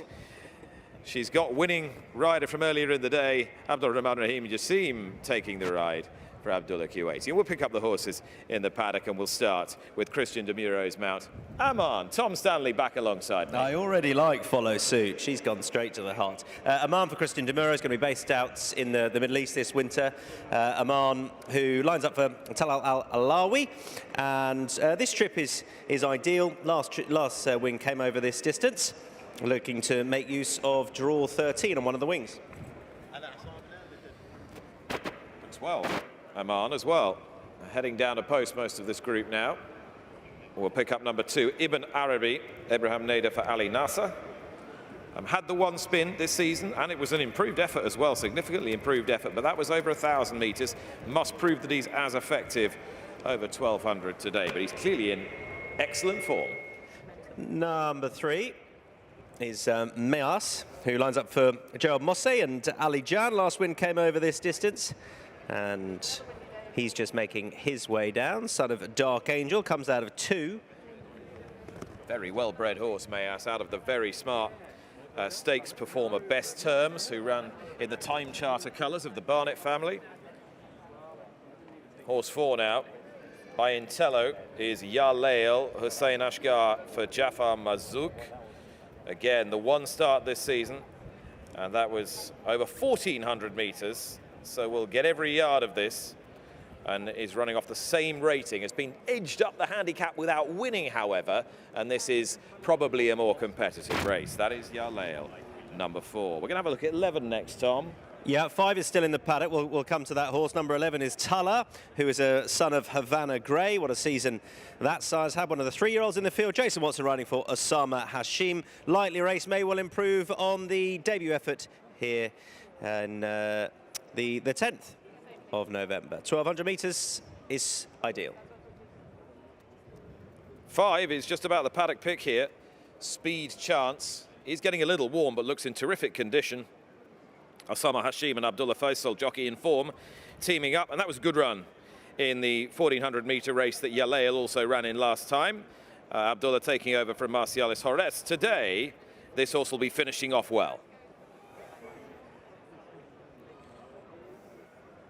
So too, I think this horse, number 6, that's Graphite Storm, who does get a little bit further, will be drawn out of 11, tucked away, I think, by Andy Elliott, and I think I want them to go pretty hard and come back to him. Number 9 is next to that horse. Number 9, the green, red and white colours. That is Lee Newman riding Jabba Ramadan's Rahi. Lee rode this horse last time on his seasonal debut. He ran respectably enough, though he's got ground to make up on Mayars and 1 or 2 of these. That is Rahi. He'll appreciate a return to the turf here and to the straight track.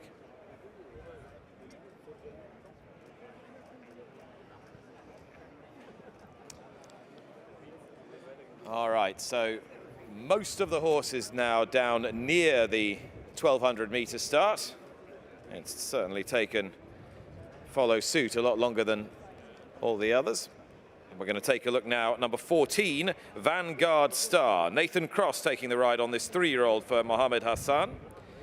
One of just 3 3-year-olds in the race and one of 2 in the ownership of Alafu Racing, expanding their young team and horses that could ply their trade to good effect here in the Kingdom of Bahrain for many seasons. That's Vanguard Star, the Star-Spangled Banner gelding. And 13 is the Thin Blue Line, Anas Al-Sayabi taking the ride for Ali Abdul Majid, the Thin Blue Line, number 13. He's a strong finisher, this horse. Quite liked his form in the UK, won a rich race up in Scotland before heading out here, and yeah, will be a strong finisher, the Thin Blue Line, Sada Memas. 12 we haven't taken a look at yet, Tom. Hussein Maki for Talab Ali on Turner. Yeah, daughter of Cody Bear, should come out of stall number 3. She's a 4-year-old, shows plenty of pace, but probably needs to improve on the form we've seen of late. She is race fit off the back of the run back here on the 4th.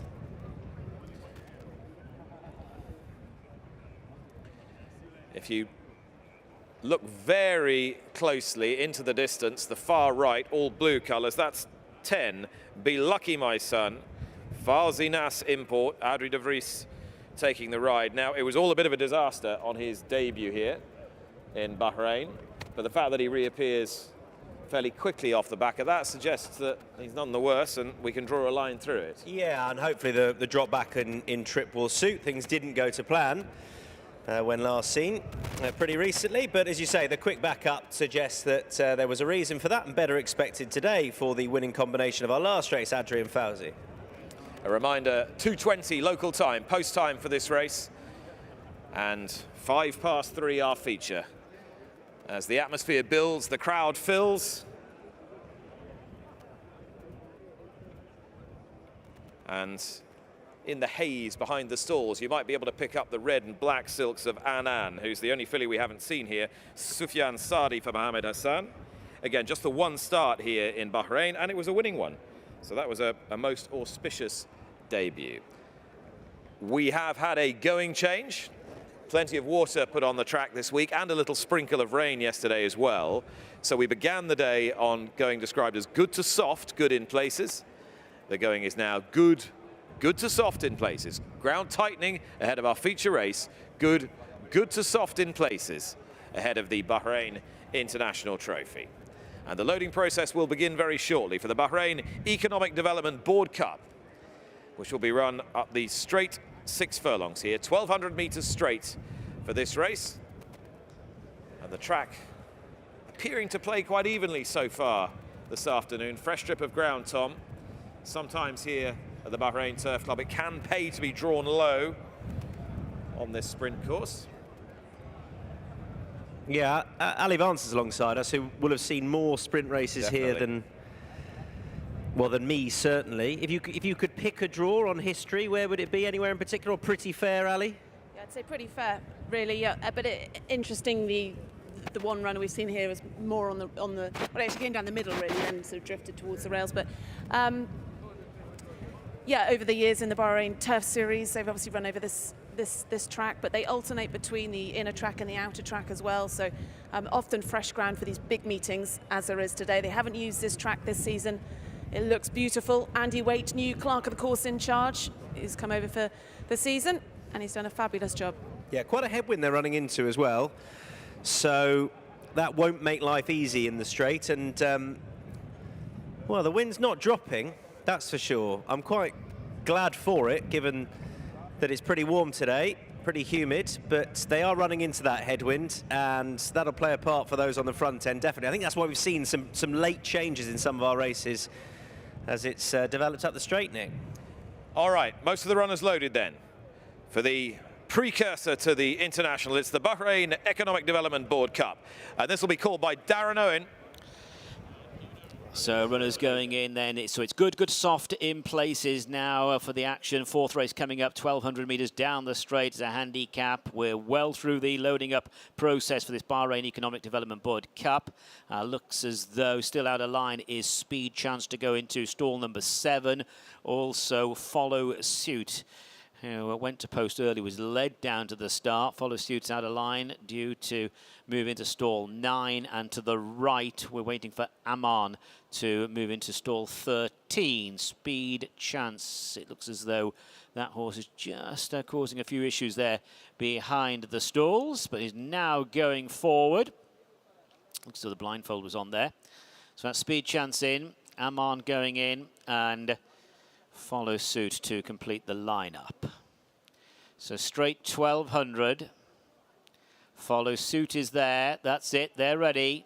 And they're off. 1,200 metres in front of them. Speed Chance was one of the slowest ones to go. Be Lucky My Son began awkwardly, and away to the left is Yalail, who's showing up very nicely with Anand down the centre of the track along with Tala, and also Speed Chance is shifting forward with Follow Suit, and to the right Vanguard Star and Ibn Arabi being followed by Aman. Away to the left is Mayas behind runners with Turner. Be Lucky My Son is further back in company with the thin blue line. Right at the back is Graphite Storm as they run down towards the halfway market. It's Speed Chance the leader from Anan on the near side. Vanguard Star, Rahi and Aman in the green colours. Mayas is over on the far side. Turner, Be Lucky My Son. Ibn Arabi's down the centre and very competitive as well. Inside the final 400 metres over to the far side, it is Talar showing up very brightly with Anan for company. Here's Mayas with a big run to the near side. Rahi and Vanguard Star still in their pitching. They're inside the final 200 metres. Eyes drawn to the near side with Rahi, who's being followed by Vanguard Star. Green jacket of Aman over on the far side. It is Mayas, and still running on very nicely. It's Anan, but it is Aman on the near side. Aman wins cosily as well. Aman the winner. Anan probably in second place. The thin blue line, Rahi, Mayas, and Be Lucky My Son along with Yalail were right there in behind. So Aman right up the near side with arc-winning jockey Christian Demuro coming to the near side and winning, I'd say, a shade comfortably in the end. Number 1, Aman, drawn in stall number 13. They were fanning out right across the track, but Aman has hit the line really well to take out this race. Second place looks to have gone to Anan, number 7, so it's 1 from 7, and I reckon the judge will have a look at third position. So what a nice, just a nice way just to dip one's toe into the waters for Christian Demuro ahead of his big race ride aboard classic winning colt Mahaba Yasanafi in the Bahrain International Trophy. He takes out this sprint aboard number 1, Aman. World-class jockey, world-class ride.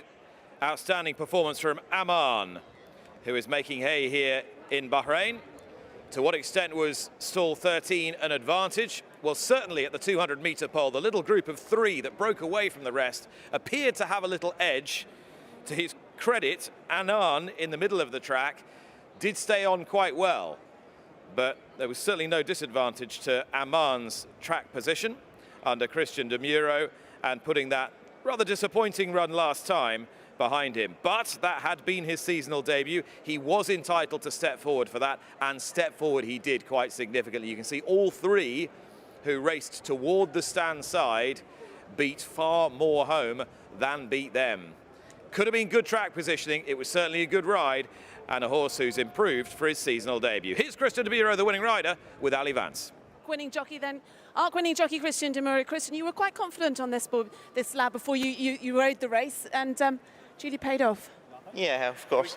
The trainer, when he asked me, he told me he has good chance, so I ride very comfortable, and he was a little bit lazy in the last 4 furlongs when the another 2 passed me, and then he came back at the end, so I'm very happy. How did the crowd ride with one eye on the big ride in the next race? Yeah, it's a soft ground today, so my one already ran, so I think he doesn't have a problem in this kind of ground. So confidence getting even bigger. Congratulations and victory on this one. Then Christian De Muro winning on Aman ahead of our big race as we build up to the big one at 3:05. Mahaba Yassadafi, Christian De Muro's big race ride, the Poule d'Essai des Poulains winner and the Prix de Jockey Club third. Gets his conditions today.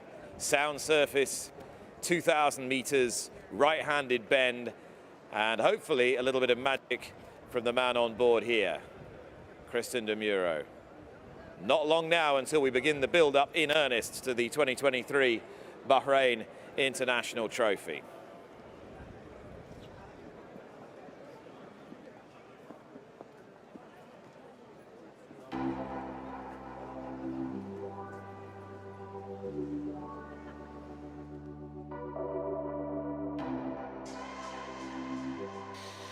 So the result of the 4th race, the Bahrain Economic Development Board Cup. First, number 1, Aman. Second was number 7, Anan. Third, number 13, the Thin Blue Line.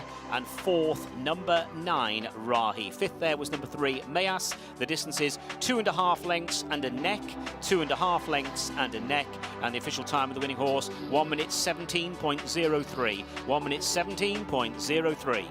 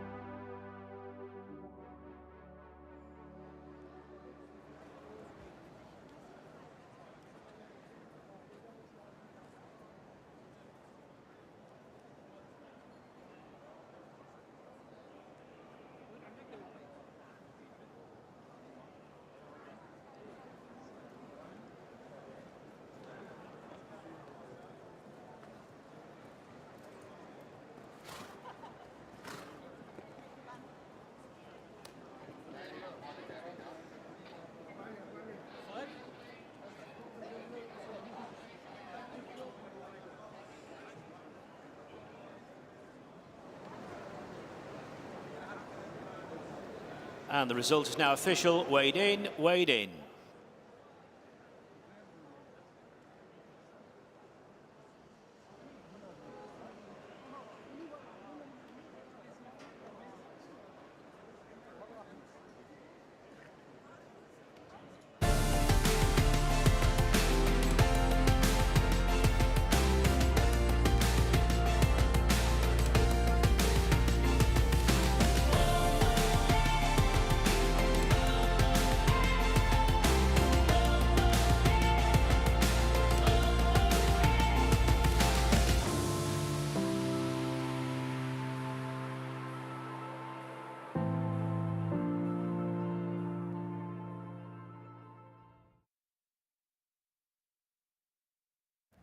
Wherever you are in the world, a very warm welcome to a humid, sultry, breezy afternoon here in the Kingdom of Bahrain as we welcome you to the best race ever run here in the Kingdom. Yes, this year's Bahrain International Trophy elevated to international Group 2 status worth $1 million. And the 14 runners that will be thundering down this track in just over half an hour's time of the utmost calibre. The Kingdom has built this race and they've come from far and wide.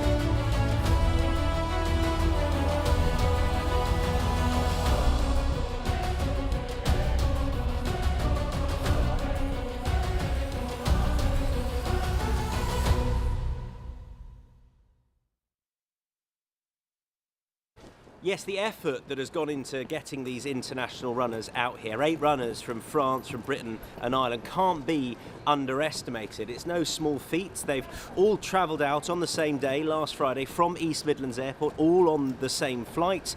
The Irish runners, bar those from Ballydoyle and from Joseph O'Brien, they did a quick turnaround at East Midlands Airport, but otherwise they stayed, as did the French runners, overnight at the Nottingham Racecourse and all flew out on that first flight on the Friday morning. They've been here then for the last week. All their feed came with them. That's 3.5 tons of feed, and they've been here since then acclimatising, and they now make up what is this brilliant renewal. Certainly the best we've seen as Dan and Claire Kubler make their way over to saddle one of their international runners, Astro King. Soon enough they'll be saddled and making their way down the walkway there towards the great stand to line up for their share of $1 million. Nick.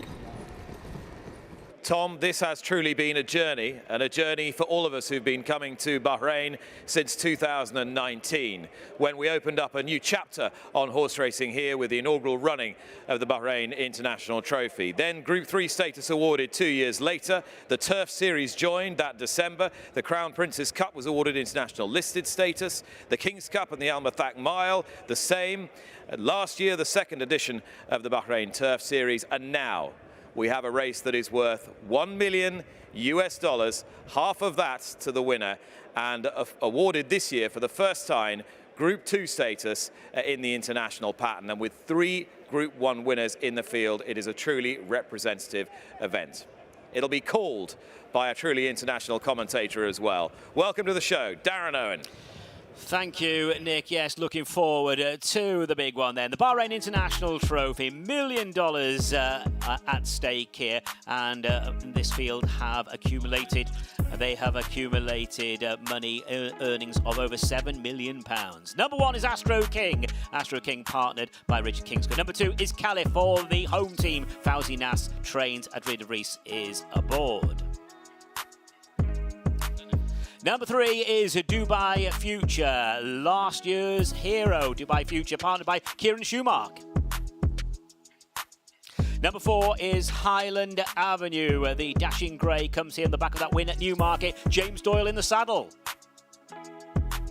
Number 5, Isra, took the very prestigious Kingdom of Bahrain Princess of Wales Stakes at Newmarket in the summer. Jim Crowley is aboard.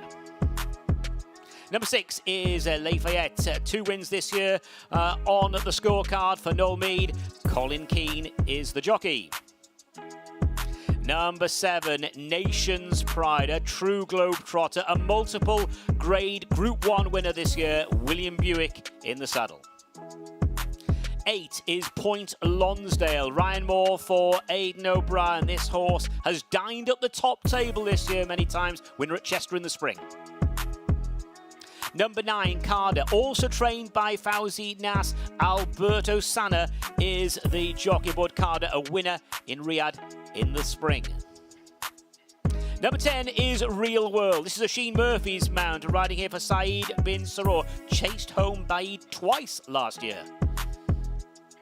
11, Spirit Dancer. Oisin Orr takes the mount for Richard Fahey's stable. He's been in really good form this year. Sir Alex Ferguson involved. Number 12, Burr Castle for the maestro French handler André Fabre. Mikel Barcelona is the man in the hot seat. 13, a classic winner already, Mahaba Yarsanafi won the French 2000 Guineas in the spring. Arc winning jockey Christian De Muro is in the saddle. And the only filly in the field, number 14, Above the Curve, won in Group 1 company last year. Joseph O'Brien trains, Maxime Guillon takes the ride aboard Above the Curve. A stellar lineup for a stellar race. Here's Nick. Darren, thank you. The breeze is building here in Bahrain, but so is the anticipation.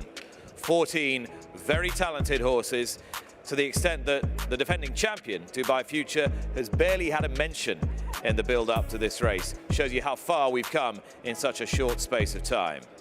The crowd building. His Highness the Crown Prince is with us now.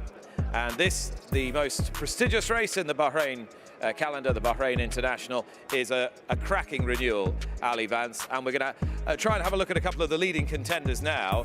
And it's very significant that the two great global superpowers are represented as His Highness the Crown Prince watches on in a company of sporting icon Sir Alex Ferguson, a spirit dancer in the race. We're going to look at Nation's Pride for Godolphin. Godolphin have got 5 runners in this race, 1 for André Fabre, 2 for Saeed bin Saror, including last year's winner Dubai Future, 2 for Charlie Appleby, amongst them Nation's Pride, who comes here from a Grade 1 win in Canada. Yeah, absolutely, and William Buick flown in to ride this horse. And before we talk about some of the horses, just to mention the jockeys, an absolute star cast. 7 of today's jockeys are champion or former champion jockeys in their own country. So great to see such a strong lineup of jockeys. But Nation's Pride, very much the one to beat and the international favourite for this race, comes off the back of 2 Group 1 victories. He's won 3 in total, and a lovely victory in the Canadian International, perhaps not having his ground there, but today he certainly will. He's got to have luck in running. He's coming from stall 12, which perhaps isn't quite ideal, and as we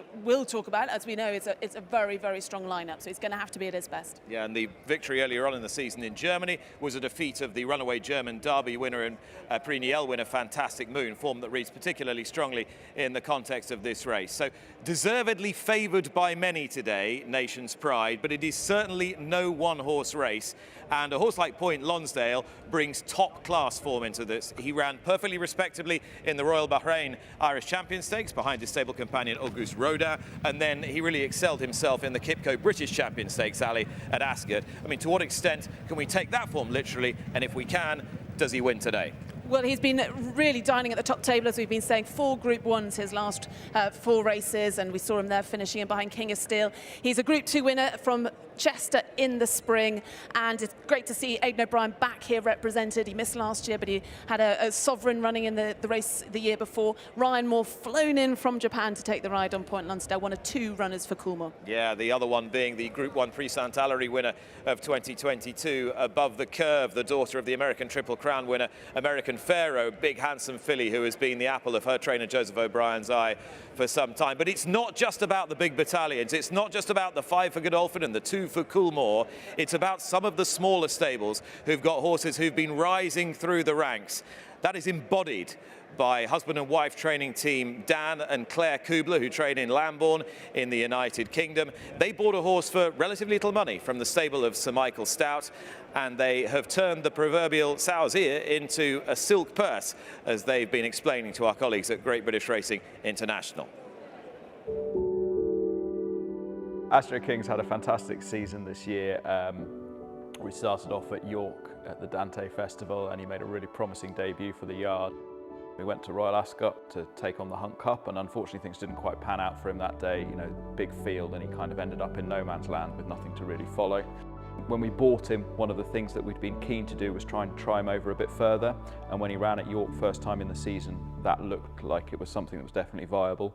We do a lot of analysis on stride data and genetic testing and things to look at, to help inform those decisions, as well as analysing how the horse is moving and talking obviously to our riders in the yard who give us great feedback. And, very much the whole team felt that was something that was worth doing, and the owners were keen to try it. So we went for the John Smith's Cup. He ran an absolutely incredible race, and he was beaten in a photo finish that took forever to decide. So that was kind of heartbreaking, and we got so close. And from then on, it was very obvious that the next step was to go to the Ebor Festival, and there was a handicap there that was just perfect for him. And he had a really smooth preparation into that. We were really happy with how he prepped for it. And he won that race quite nicely. The Cambridgeshire was, it's such a big prize. He sort of ticked every box as he'd shown he's got the speed to be competitive over a mile in good races with us and with his previous trainer. And definitely that he stayed the trip, which is everything you need to do. So you can't be confident going into a race like that with, 34 other runners, but we were pretty happy as long as the ground came up quick. He'd run a huge race, and he ran a great race, and it was a fantastic day for everyone. Astro King on the near side doing best of all, and Astro King wins the Cambridgeshire. When he first arrived, we kind of had to get to learn a few things about with him and how to train him. There were a few little things we had to iron out with him, but between each race, we've kind of really worked out a routine that really works for him and a timing, and he's trained really nicely into this race. He is going to be our biggest runner and outside of Europe, which is incredible. It's very exciting. We're actually very lucky. A few of our team members have travelled before, so they're fully aware of what to do, and they keep telling me, calm down, we know what we're doing. And Astro King himself is just so chilled and laid back about the whole thing. There's lots to look forward to. It's a really exciting journey. It's great to have Bahrain putting on a race like this to attract international contenders, and hopefully Astro King can put his best foot forward and do us proud. Dan and Claire Kubler, what a fairy story it's been with Astro King already, and looking to add further lustre to his reputation and to theirs here in Bahrain this afternoon. His Highness the Crown Prince is here and greeting foreign guests and dignitaries, talking with representatives from Ascot Racecourse, Alistair Warwick, the Chief Executive. And we're going to join Ali Vance now, who is with the rider of the favourite for the Bahrain International, William Buick. Yeah, British champion jockey William Buick joins me now. And William, how are you? You feeling ahead of the big race and your big ride on Nation's Pride? Yeah, feeling good, thank you. Great, nice to be back here, and they've really got together a very competitive race, and a lot of horses from a lot of different countries, and you got classic winners, Group 1 winners in the lineup, so it's a very competitive race, which is exactly what it deserves. Look, Nation's Pride is a solid horse, and he's proven his versatility throughout his career. So hopefully he can overcome the draw, and he can get a bit of luck that we need. What kind of feel did he give you in the Canadian International? Because this became the target pretty quickly after that. Yeah, the ground was quite soft in Canada, which wouldn't usually be to his liking. So obviously he overcame that. So. That's usually a good sign, and he's had a very good season, very good year. He's a very straightforward horse, and I'm sure his versatility will come in handy today. And with the versatility there, I mean, how do you see the race panning out? I think there's a bit of pace. There's a bit of pace around, and like I said, it's a very competitive race. So I think it's gonna be a tough race for sure. Usually the pace is even around here. I mean, the track is very fair, so. I know they've had a bit of rain recently, but hopefully the ground will be okay, and hope for a good race. Lovely to see you here. Good luck. Lovely, thank you. William Buick, who takes the ride on the favourite Nation's Pride, the Canadian International winner. Spirit Dancer is about to walk into the parade ring here for trainer Richard Fahy, and I'm joined by his owners, Jed Mason and Sir Alex Ferguson. They and you are watching Spirit Dancer win an automatic qualifier for this race when he took the Sky Bet and Symphony Group Strensel Stakes over 9 furlongs at York. It was a tremendously tough and tenacious performance from a horse that races in Sir Alex's famous red colours. And Sir Alex, you didn't just own this horse. You also bred this horse. How satisfying is it to be here with him, all your friends in Bahrain this afternoon? Well, it's a great honour, to be honest, to be here. And we see the progress this country has made. And I was here in '86, a long time ago. But we're delighted. We've been looked after so well. And this event is, we're so pleased our horse is here. By the mighty Frankel, of course, and you get to share it with your great friend, Jed Mason. You've done many ownership ventures before. How exciting is this one? How different is it for you both? Well, it's quite totally different. Obviously, been outside of the UK, and when Richard, we won at York, mentioned straight away, without question, we're going to Bahrain. There was no ifs and buts from Sir Alex and I. We were delighted to come to Bahrain and experience, to have this experience. We are pinching it ourselves. I know Sir Alex has been in plenty of cup finals, but you know, he's as excited as I am. And Sir Alex, it's fair to say in your long and legendary sporting career, you weren't often the underdog. You are somewhat the underdog today. How does it feel? How does it compare? Yeah, well, it's strange. But no, I think that I think your optimism is always, when a race like this, there's 14 runners, great pedigrees throughout the race. And you know, with it being a Franco, you always think of a chance.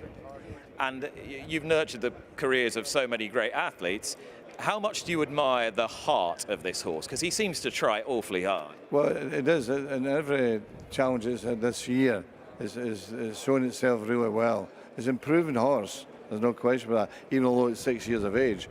It was a slow burner for us because Richard looked after her really well when he was a 2-year-old and a 3-year-old, and had some small issues. It stopped his progress, but from middle 4 to 5, now 6 have been really good, done well. It's lovely to see you here. All the very best. Thank you. Sir Alex Ferguson, who with his friend Jed Mason owns Spirit Dancer, one of the 14 runners that line up in this Bahrain International Trophy. The runners will be walking into the paddock very shortly. You will not miss a thing. Back with us here in the Kingdom in just a few moments' time.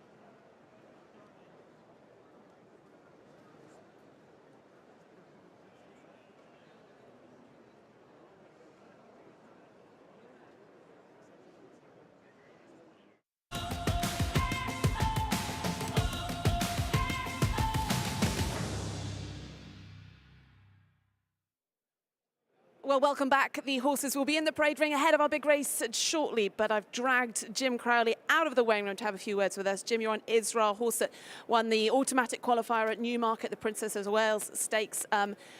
You've had a look at the track. What do you make of the conditions, and will they suit? We've had obviously plenty of rain here. It's just took sting out the ground. I think the ground is good, maybe a fraction on the slower side of good, but shouldn't be a problem for him. He's dropping back in trip. Obviously, he's been winning a mile and a half. But it was a very encouraging run last time at Ascot as well. So, you know, he's putting some really good runs this year. You rode in this race, the first ever edition back in 2019. It's certainly progressed since then, a really good lineup this year. Very much strength and depth in the field, and it's a Group 2.5. I mean, you've three-time Grade 1 winner in the race, and, you know, classic winner, and it's a proper race, and obviously with great prize money on offer, and everybody's come and supported it well. Well, nice to see you here today. Good luck with Israel. Jim Crowley there. As the horses then head into the parade ring, let's have a look at these.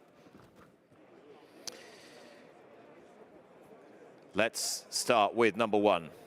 Here is Astro King. 2 handlers, has been a revelation since joining the stable of Dan and Claire Kubler in Lambourne in England, formerly trained by Sir Michael Stout, but a gelding operation has turned him inside out, and he's won his last 2 starts and was really impressive when taking an ultra-competitive edition of the Cambridgeshire Newmarket's Rowley Mile. This requires another step up, but he might not be done improving yet. And Richard Kingscote takes the ride. He's drawn the outside gate in 14. That's number 1, Astro King.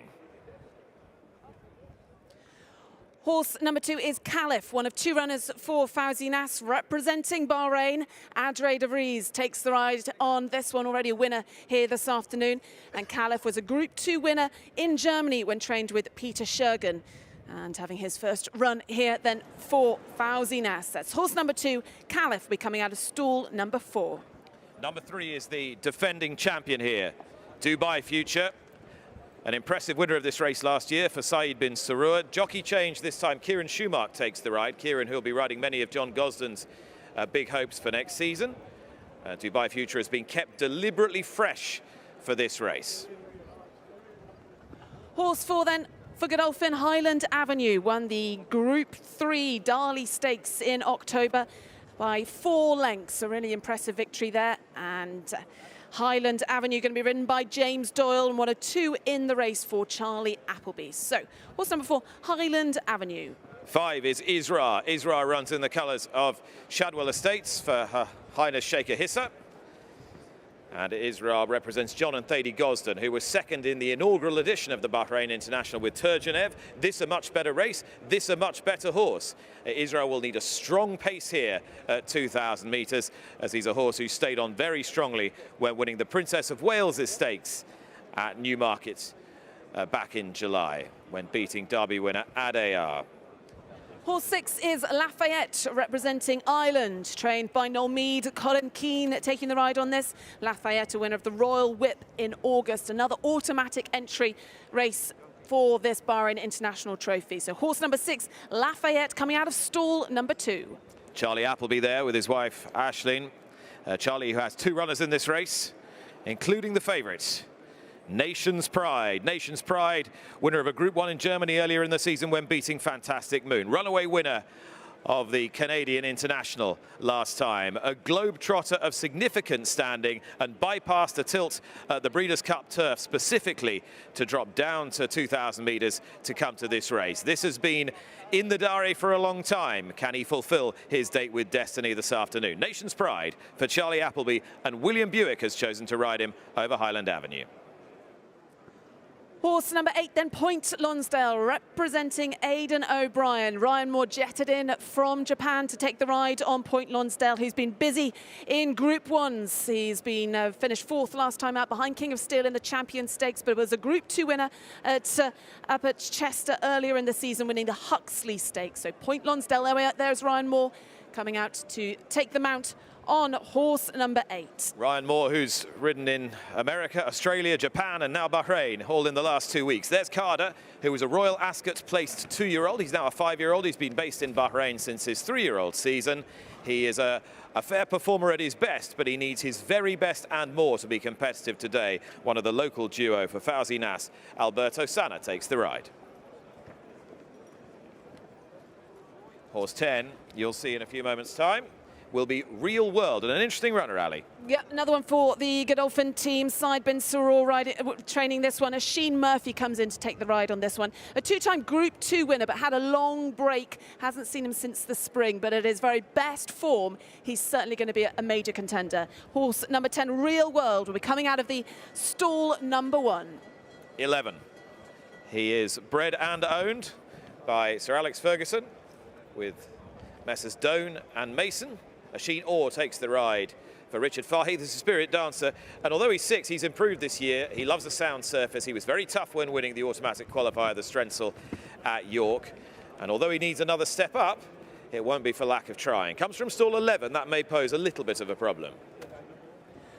Our 5th and final horse representing Godolphin then is horse number 12. That's Burr Castle, trained by Andre Fabre. Mikel Barcelona coming in to take the ride on this. Andre Fabre's finished in the places the last 2 runnings of the Bahrain International Trophy with Magna Core. He's here this afternoon. Burr Castle, a 2-time listed winner this year, and nice form in behind ARC winner Ace Impact at Deauville in August. So, horse number 12, Burr Castle.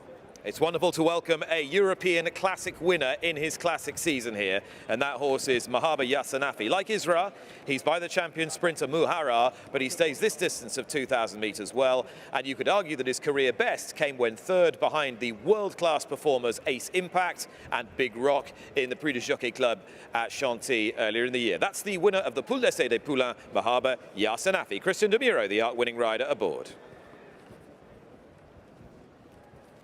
So we go back to horse number 5, Isra, representing the Gosdens. Jonathan Gosden finished to 2nd twice in this race in the past. Looking to improve on that one with this one, Isra, who won the Princesses of Wales Stakes at Newmarket, beating Adayar, the Derby winner that day. Jim Crowley, we've heard from him. He's come over from Dubai to take the ride on Isra. That's horse number 5, who'll be coming out of stall number 6. And number 14. Is the only filly in the race, but she is a very talented one.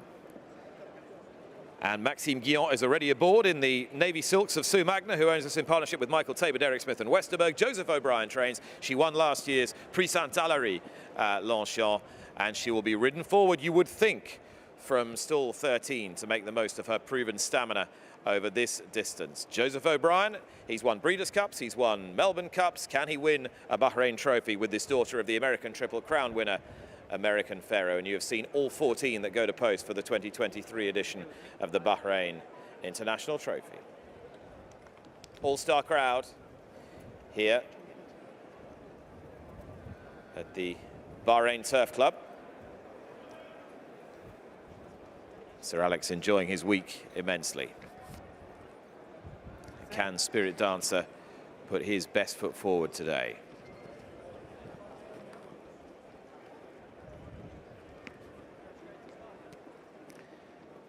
So runners now about to head down to post to the 2,000 metre start. 2,000 metre start. A fairly short run into the first right-hand bend, and then plenty of time for the runners to sort themselves out down the back before the long swing for home. We won't be breaking any course records today. The going is officially good to soft in places, but with a drying breeze should ride just about perfectly. And the record time here, posted by Warren Point, 1:58.16. That horse ran in the Godolphin colours. Godolphin 5-handed here, 2 for Charlie Appleby, 2 for Said bin Surur, including the defending champion Dubai Future, and 1 for Andre Fabre, who is here, the 30 times champion trainer in France. Let's join Tom Stanley. Nick, thank you. Horses just arriving down at the start. This is Astro King with Richard Kingscott on board. He came down very well. He's been transformed this season. 30,000 he was picked up for. What a buy that is. He's already won 6 times that. And, well, we don't know really how good he is. Caliph, number 2, over to our right. He's one of my picks in the pre-parade ring. That's where I saw them. I think this horse looks really well. A relative unknown quantity coming into this, but he looks the picture here. And, well, Fauzi Nasser's He's done it before, hasn't he? Who else can I pick out for you? Number 7 over to our left in the all-blue Godolphin, the blue hat as well. He was number 1 in the pre-parade ring for me. Not just his coat and how well he looked, but I think just his demeanour as well. He had his ears pricked the whole way around. He was taking it all in, but he had his head down, just one handler with him. He's got a tiny bit warm, but that is because of the conditions here, nothing to do with him. And he just looks so calm. He looked the sort of whole package, I thought, coming into this. Thought he looked really well. Over to our left, we've got Point Lonsdale in here. Ryan Moore on board. He's been clipped, as you can see, but he looks very well too. He was one of those horses that did the quick turnaround at the airport to head out here, out at East Midlands Airport. Spin round to our left, the grey, that is Highland Avenue with James Doyle on board. And I take Nick's point about this horse, that off the back of that run last time, he could be a serious player here. He's very much back on the up, and certainly in his early days, he looked like a horse who could cut it at the top level. And the point about this race this year is you've got to be knocking on a Group 1 winner, and there are 3 of them in the field, to be taking this. This is a serious renewal. Number 10 over towards the far side, number 10 in the red hat. That is a horse who I really like, Real World. Now, Rashid Murphy's going to have to make his mind up out of stall number 1. Is he going to go forward? I think he'll sit probably on the rail just in behind, but he has definitely got the back class, and he is one that has stayed this far before. Number 13, spin round to our left, just over towards the far side. Number 13 is Mahaba Ya Sanafi. He's the horse I think will come out on top. What does the trainer think, Ali? Well, let's have a word then with Andreas Schutz. You're pretty calm and collected. All the preliminaries have gone well for this horse. Yes, perfect. He's in good shape, and I'm happy the way he's presented himself here. Travelled over okay, and you didn't mind a bit of rain last night? No, didn't mind the rain at all, because he's been galloping well on soft ground. Most of his forms came on good ground, so I'm not worried about this either, but a bit of cut in the ground will help. It's a hugely competitive lineup. You're drawn in stall number 10. What would be the ideal run with yours? Well, I can see him running the first 6 horses throughout the race. Hopefully we don't get boxed in somewhere, and hopefully he'll have enough gas in this long straight to finish well. You finished 5th in the race last year with Monty. This by far a better horse. Great to be part of such a big race.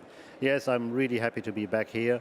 He is the better horse of the 2, I suppose. But Monty ran a very creditable race last year. He didn't get a perfect run because he came from behind off his low run race and still finished strongly. If we would get a better run here today, I think he will be running close. Good luck. Good luck today with Mahaba Ya Sanafi. Well done. And Christian Demuro, jockey, already had a winner here this afternoon. He'll be on board this horse, number 13, as they start to load up for the big one. Defending champion is Dubai Future, trained by the man on my right, Saeed bin Sarur, who also has Real World in the race. Who do you prefer out of the 2 today, Saeed? Well, it looked to me the race is open race, but Real World, he's doing really good. I mean, Dubai Future, he's the winner last year. Always he run well when he's fresh. I'm happy with both of them. They travel good from UK to Bahrain and train well. So far, so good. Real World has the inside draw here under Rashid Murphy. Is he going to push forward? That's the plan. You know, he have a good turn of foot. You know, it depends how fast they go, but if you keep it, I said to him, handy be great for him. Good luck, Saeed. Thank you, sir.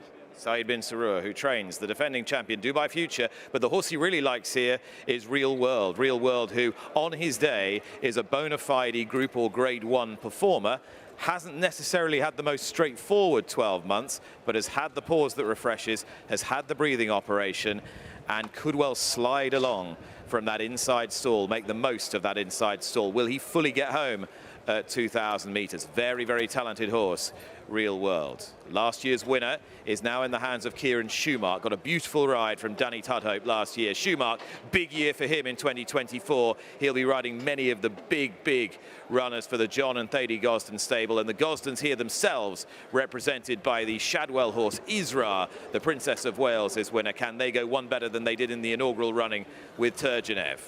5 Godolphins, 2 Coolmores, so many storylines. The final and most important one yet to be written. It will be described by the voice of Bahrain horse racing, Darren Owen. Thanks, Nick. Yes, this is the most important 2 minutes of the Bahrain racing year. A truly international lineup for the Bahrain International Trophy. A $1 million race. and the last few are going in at the 2,000-meter start. Caliph has just joined the lineup. Nation's Pride and Carter will complete the lineup for the 2023 Bahrain International Trophy. 2,000 meters in front of this stellar line.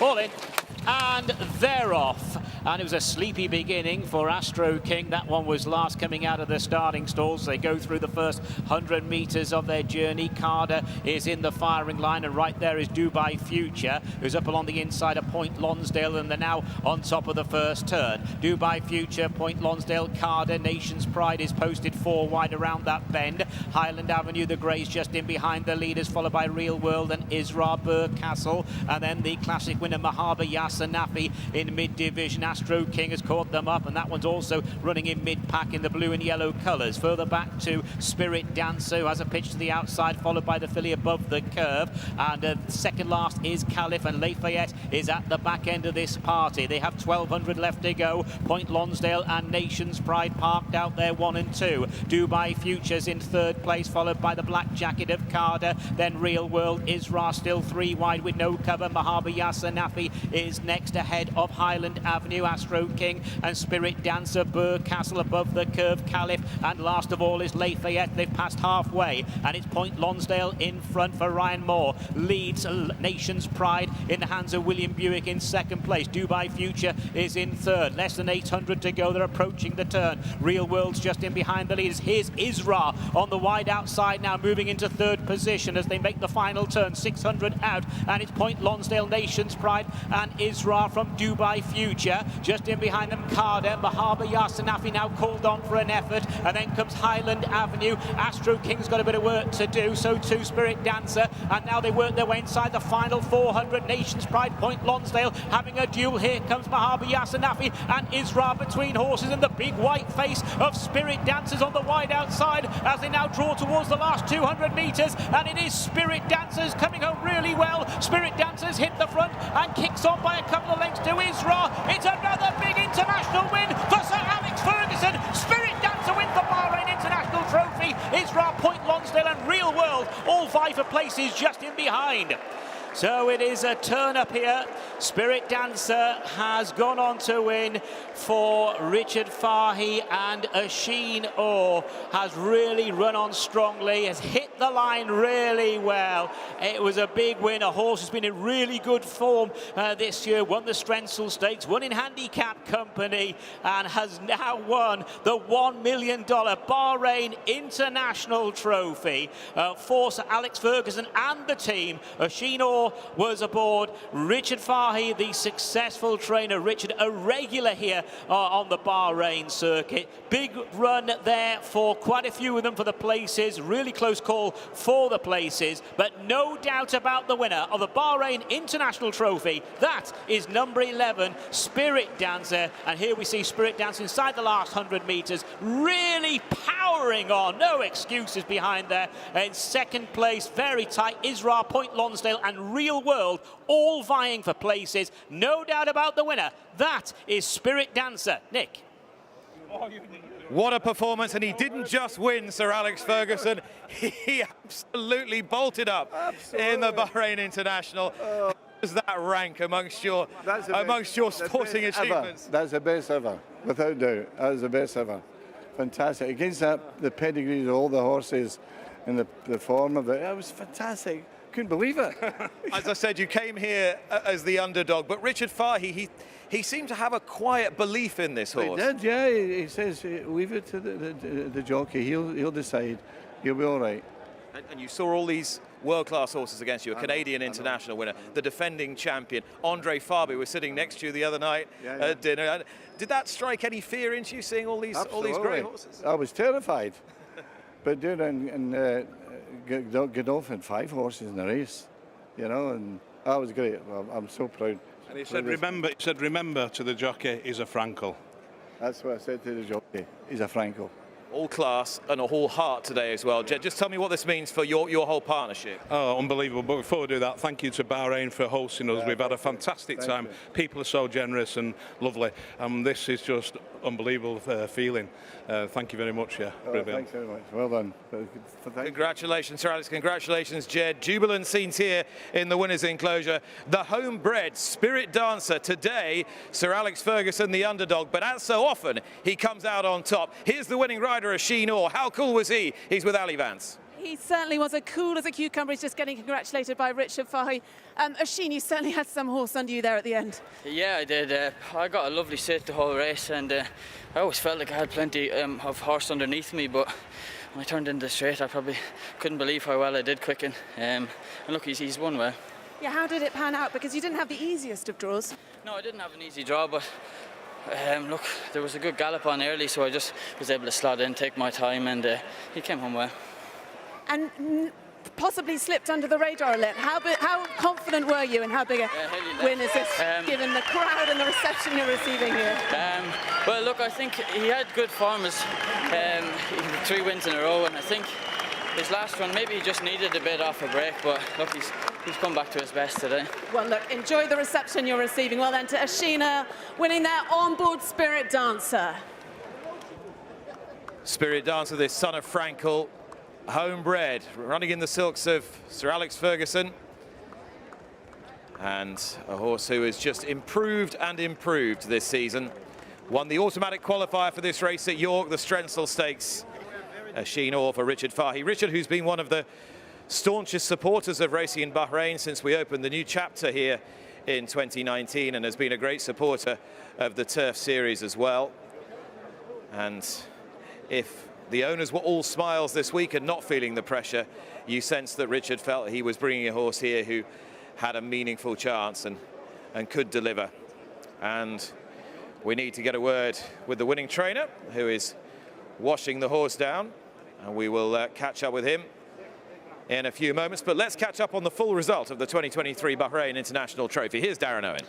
Thanks, Nick. So the result of the Bahrain International Trophy. First, number 11, Spirit Dancer. Second, number 5, Isra. Third, number 8, Point Lonsdale. And fourth, number 10, Real World. And for the record, fifth was number 12, Burr Castle. The distances, 2 1/4 lengths and a short head. 2 1/4 lengths and a short head. And the time of the winner, 2 minutes 06.82. That's 2 minutes 06.82.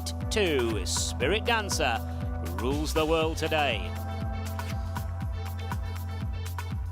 No doubt that winning time of 2 minutes and 6, that's fully 8 seconds outside the course record here for 2,000 metres, confirming that the ground is on the easy side, on the slower side. Automatic qualifier at York, the Strensel Stakes for this race, has punched this horse's ticket for the Bahrain International, and in turn his victory today books him an automatic place in the Neom Turf Cup, the prestigious Saudi Cup meeting in February, just over the causeway, and it could well be that he is lining up for another big valuable prize in this region. Let's see how it was done. He's an easy horse to spot, not just the scarlet silks of Sir Alex down the outside, but also the big white face of this very willing horse by Frankel, and he has just inhaled the field. Ryan Moore set his tempo on Point Lonsdale. He's hung in there a long time on the fence.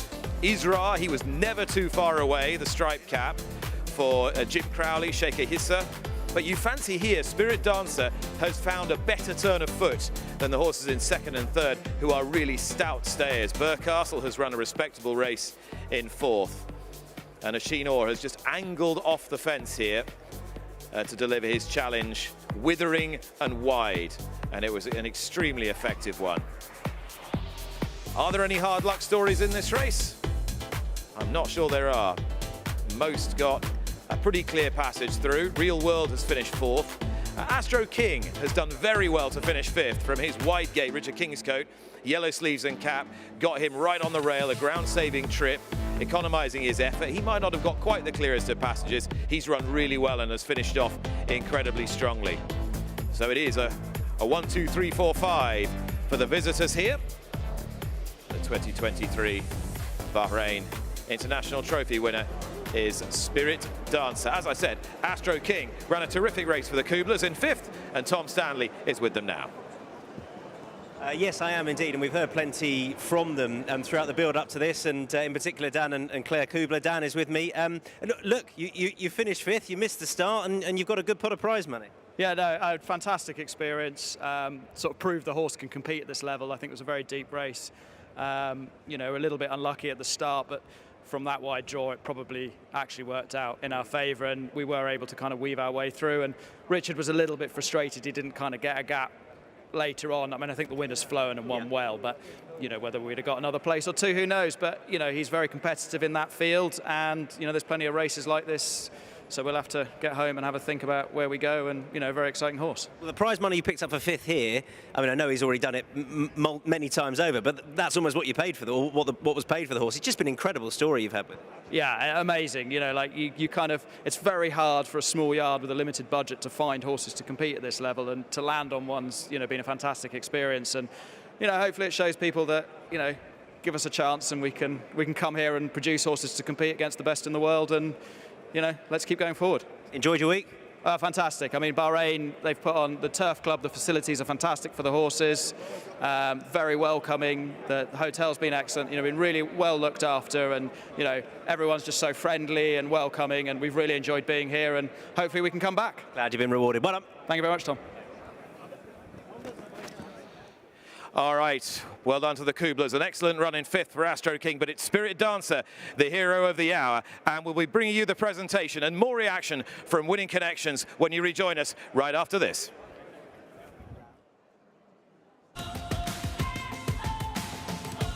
The result is now official. Weighed in, weighed in.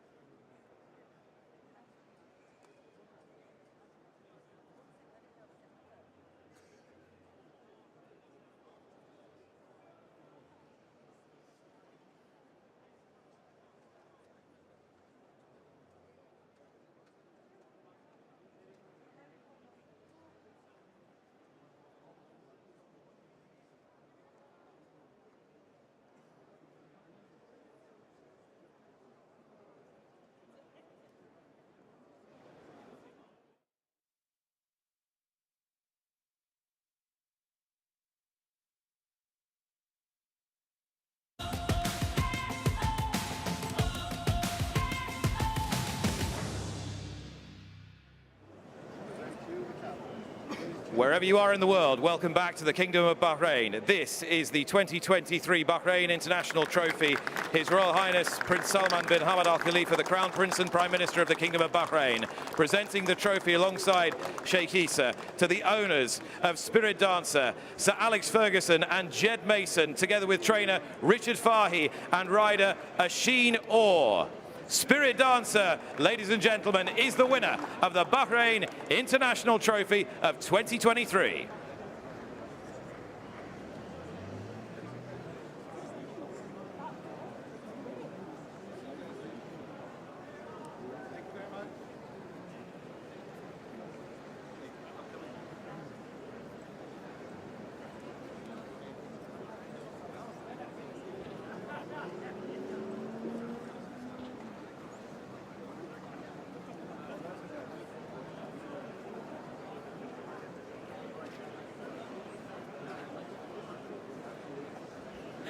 Well, it is great to be joined by winning trainer Richard Fahy. You just said to me, unbelievable, surreal. It really is, isn't it?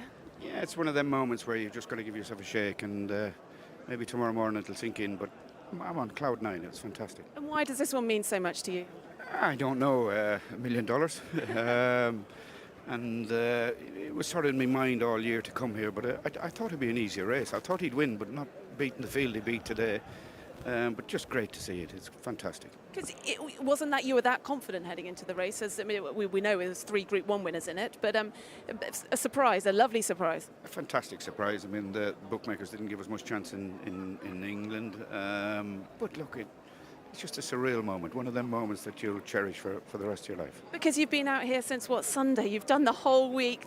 The owners and yourself really enjoyed everything that Bahrain's got to offer. Well, Bahrain's been very good to us now, and I know that from past experience. And when Sir Alex sort of said that he would definitely come, I thought, well, fantastic, now I'll make the effort. And to be fair to Sir Alex, he'd have come earlier only for Sir Bobby's funeral on Monday.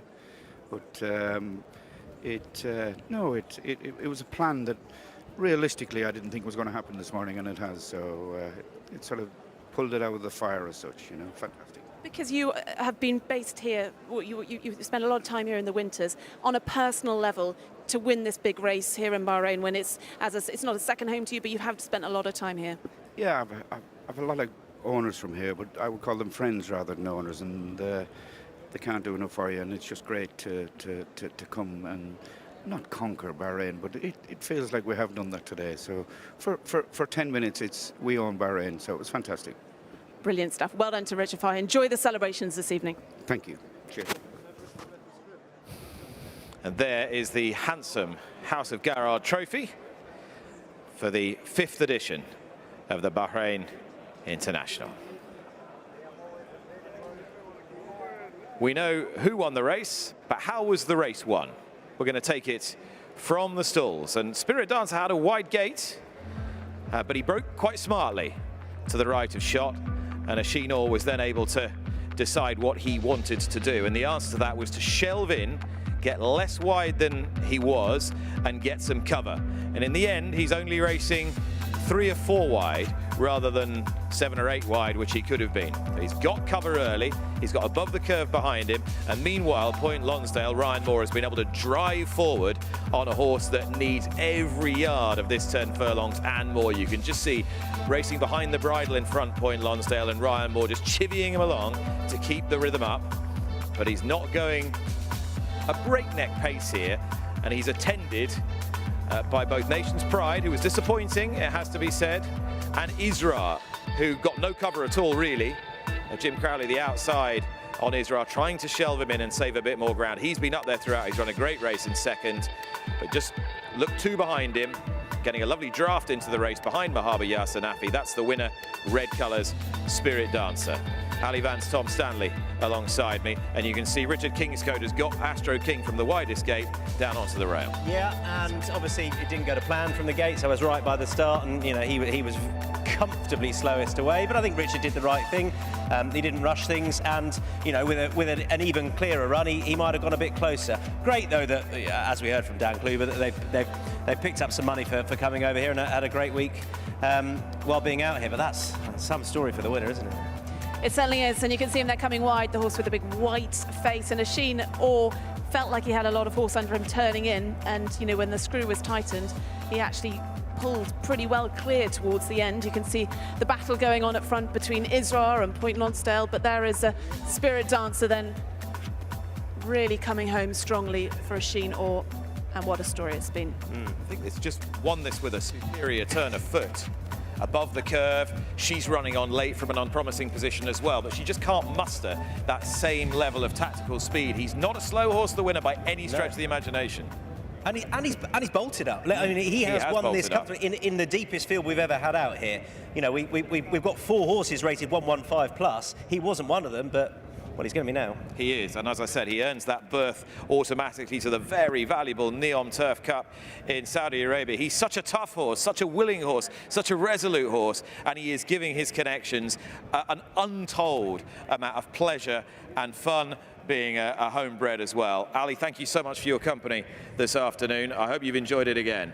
It's been another fantastic edition of this race and a fairy tale story, another great story in the chapter of this race, and wonderful for Sir Alex to be here and enjoy everything that Bahrain has to offer. Tom, you and I have been here for 4 seasons before this one, but this has very much been the best. He may have gone into the race an underdog, but his sire Frankel is a winner. His owner Sir Alex Ferguson is a winner, and he's a winner. Spirit Dancer takes the Bahrain International. Bye-bye.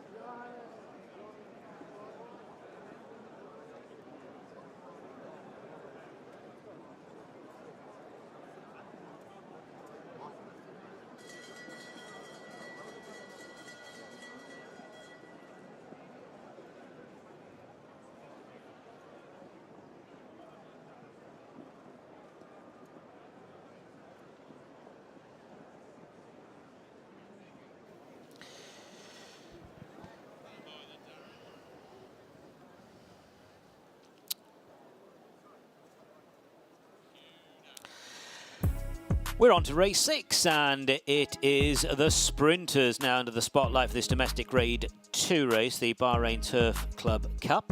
Number 1 is a Buffer Zone, Adri de Vries in the saddle. Number 2 is Instinctive Move, partnered by Lee Newman. 3, Rebel at Dawn, Gerald Mosse. 4, Avago Joe, Nathan Cross. 5 is Four Wheel Drive, Abdullah Faisal. 6 is Karsib and Jason Watson. 7, London Look, Ibrahim Nada. And 8, Ocean Star, who ran second in this race 12 months ago. Sufyan Sadi is the jockey. That's the lineup. 8 strong field for this domestic Grade 2, the Bahrain Turf Club Cup.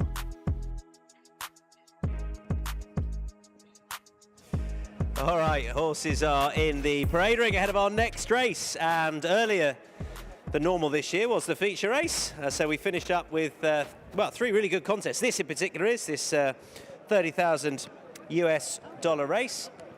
And we can pick up horse number 1, which is Buffer Zone. We'll see soon enough. Buffer Zone looked really well when walking around in front of me a few moments ago. Adri de Vries and Fawzi Nasser have been on the score sheet already tonight. This horse has got form over a little bit further. Does definitely have the speed for this. So the form ties in well with Rebel at Dawn, who took the race that this horse contested last time. Had a bit of a break, but looks well, Ali. That's horse number 1, Buffer Zone. Horse number 2, Instinctive Move, one of 2 runners in the race for Al Ariat Racing. Lee Newman takes the ride on Instinctive Move for Alan Smith, and this horse contested a number of Bahrain Turf Series races last season, having his first run of the new season today, and a horse that formerly trained by Clive Cox. Finished in behind Rebel at Dawn when they last met back in March. But horse number 2 then, Instinctive Mood for Al Ariat. And here is Rebel at Dawn, who we mentioned a couple of times already. He's going to take another turn. Gerald Mosse has just got on board, riding here for Alan Smith. Got the usual cheek pieces on. Looks well, the horse, and this is very much his trip. Out and out speedball, this horse, and he's entitled to go very close again out of stall number 5. Another horse then who's finished behind Rebel at Dawn is Avago Joe, horse number 4. Nathan Cross takes the ride on this horse trained by Jabba Ramadan, having his first start of the new season. Last saw back in mid-March, finishing in 2nd behind Rebel at Dawn, just half a length behind that day. So Avago Joe having his first run of the new season, horse number 4. Now, you will never guess who this horse finished in behind last time. It was Rebel at Dawn. And the time before that, his stable companion, it's hard to see him reversing the form in all truth. He also wears the cheek pieces. This is his trip, but he's just got a bit to find with Rebel at Dawn. He could be one of those, if they go very hard, just to pick up the pieces late on. But ultimately, he's going to find it hard to beat his stable companion. Horse number 6 is a horse in the colours of Al Mohammedia Racing. This is Kassib. Jason Watson takes the ride for Ali Abdul Majid, the trainer. Kassib, a winner for Clive Cox back in the UK in 2022. Came out here, won his first 2 starts then under Neil Callan, and had a nice prep race just at the beginning of November under Jason Watson, finishing in 3rd to Anan, who we saw winning earlier on the card. So horse number 6 comes here with very good chances. Kassib for Jason Watson. London Look is on his way down. There is London Look. Ibrahim Nada taking his time with this horse, who he rode last time. That was over 1,200 metres. Has had a run, but he's going to need that to have really brought him forward, and others to be a little bit short of fitness to take this. Don't mind the drop back in trip, but he's got form to find Rebel at Dawn and a couple of the others. And the last one to have a look at then in this race of the 8 runners is horse number 8. There she is, Ocean Star, and she's been an absolute superstar. 4 connections. Mohammed Hassan trains her. Sofiane Saidi takes the ride today, but she's been a 9-time winner out here in Bahrain since leaving Archie Watson back in the UK. Been placed in many Bahrain Turf Series races, so a real superstar, this mare. Ocean Star, horse number 8.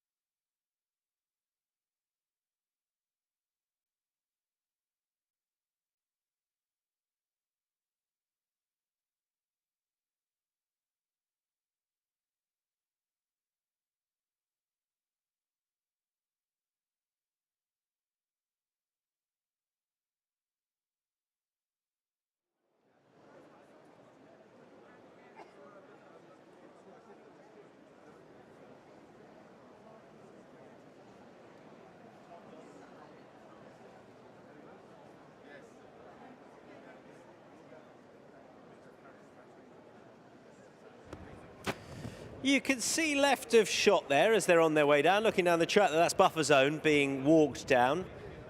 Adji got on board, not sure why he's off. He's now going to head over to the other side. He'll come out of stall number 1, this horse. But clearly the horse just doing a little trick. He's walking down fine, to be honest.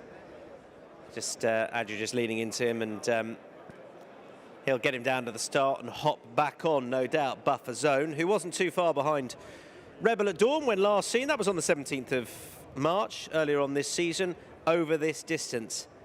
Does stay a little bit further, as I said, this horse, and as opposed to Rebel at Dawn, I think he'll want them to go pretty hard into that headwind, and then Rebel at Dawn to fold late on. Alan Smith well represented here, including with Rebel at Dawn, and he is with Ali.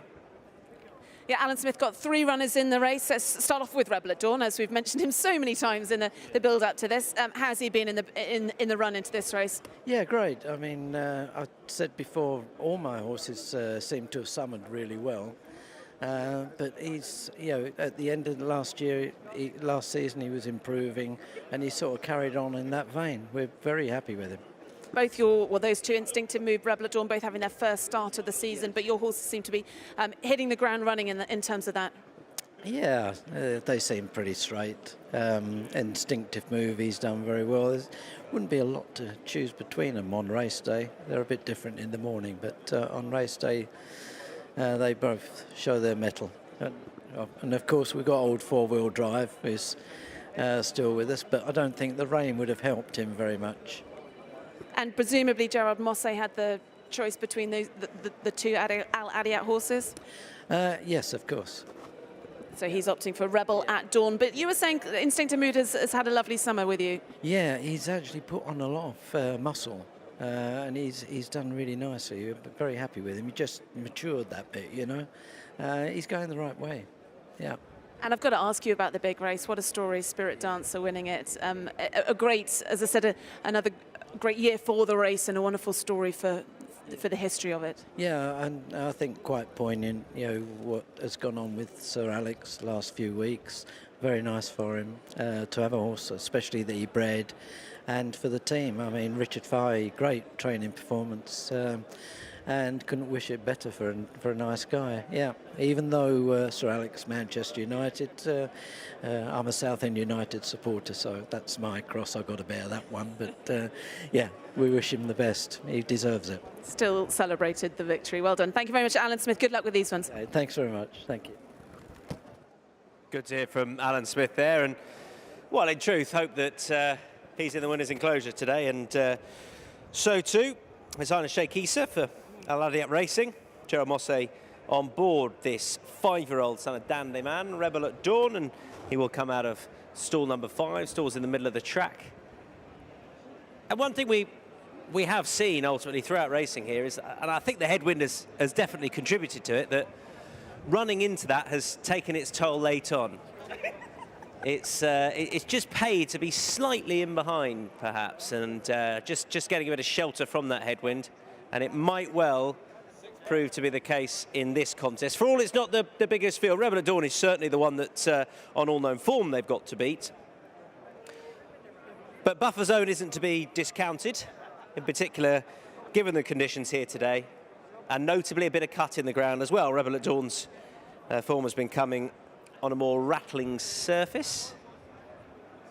Now there is buffer zone, taking his sweet time to get down, but fortunately the groom has arrived down there to give Adrian de Vries the leg up on buffer zone, and he will shortly head down to join the rest of them in stall number 1. Just to reflect again on that Bahrain International Trophy.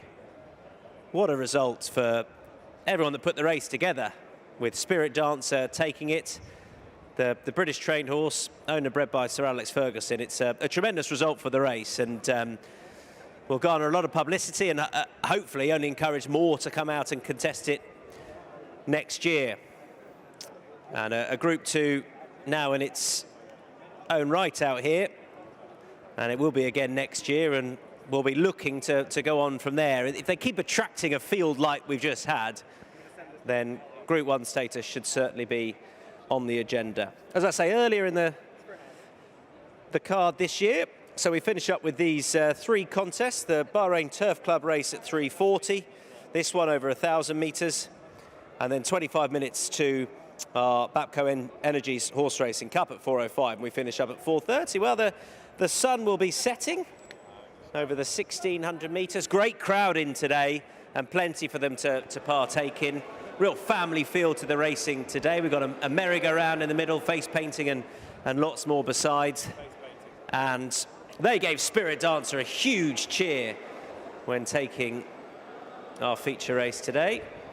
And they'll enjoy a local winner as well if a horse like Rebel at Dawn takes this in the colours of Al Adiyat Racing.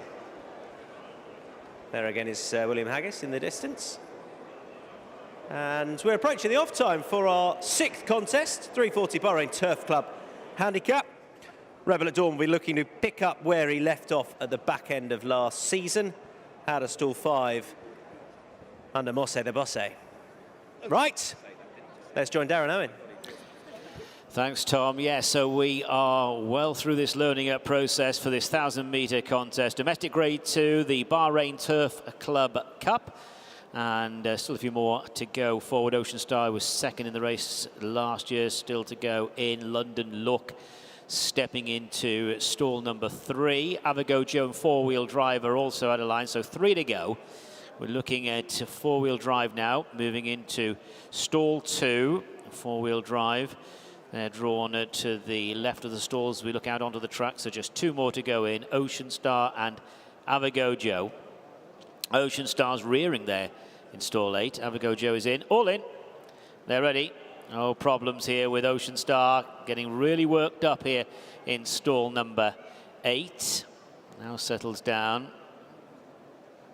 And they're off, running over 1,000 metres. And 4-wheel drive has unseated the rider. Abdullah Faisal is on the deck.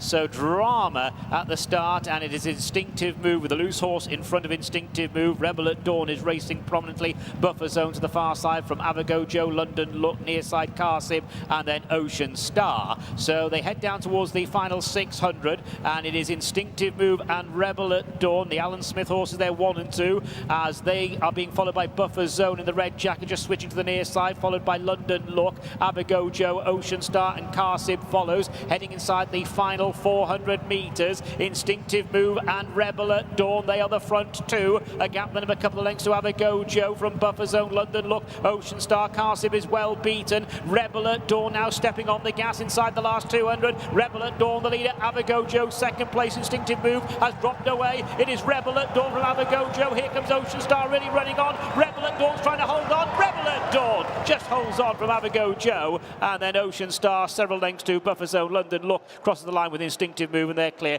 of Qasim. So a drama at the start when we lost 4-wheel drive and seating the rider. Now that was one of the Alan Smith runners, but another Alan Smith horse has prevailed with Rebel at Dawn just doing enough there towards the finish. Avogo Joe really did have a go on the outside, but it is number 3. We are focusing on Rebel at Dawn. Gerald Mosse in the saddle. Let's take a look at the closing stages or the second half of the race with the loose horse, stable companion of those front 2 horses at halfway. The front 2 being Rebel at Dawn, Instinctive Move, their stable companion, the riderless 4-wheel drive in front of them, but fortunately just got out of the way.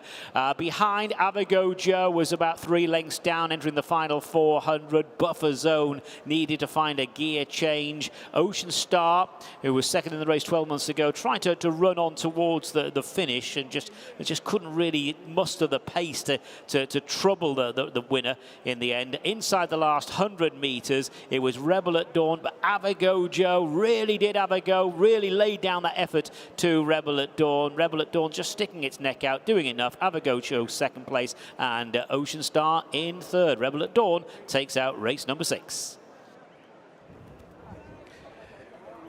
Wins then for Al Adiyat Racing, Alan Smith and Gerald Mosse. Rebel at Dawn has won probably with a bit more in hand than the winning margin. You fancy he was just starting to pull himself up when he hit the front, and the loose horse, 4-wheel drive, might just have helped his cause here as they were closing him down late.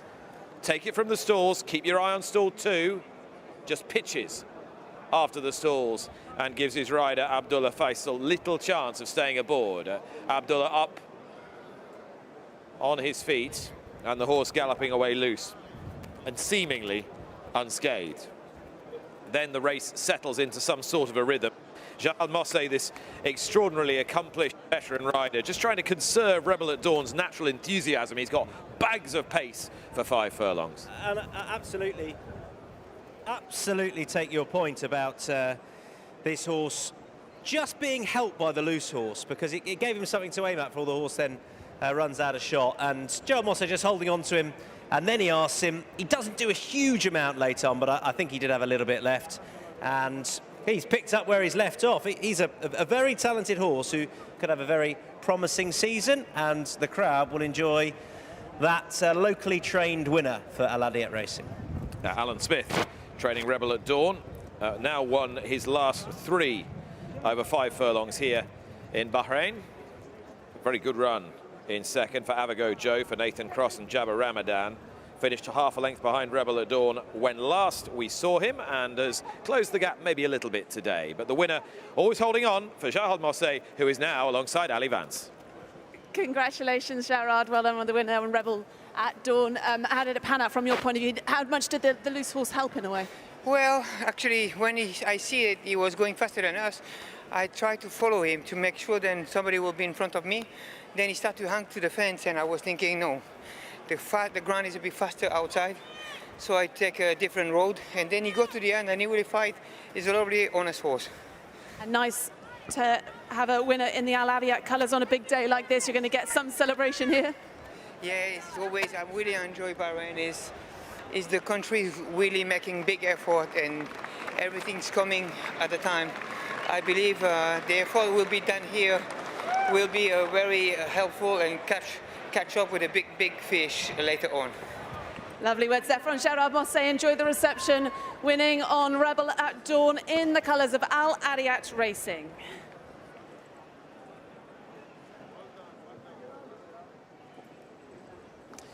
Good performance in the chief supporting race of the day for a horse running in the colours of Al Adiyat Racing, bred by Ringfort Stud. For Alan Smith and Gerald Mosse, this son of Dandy Man and Ragtime Dancer, the winner of the Bahrain Turf Club Cup is Rebel at Dawn.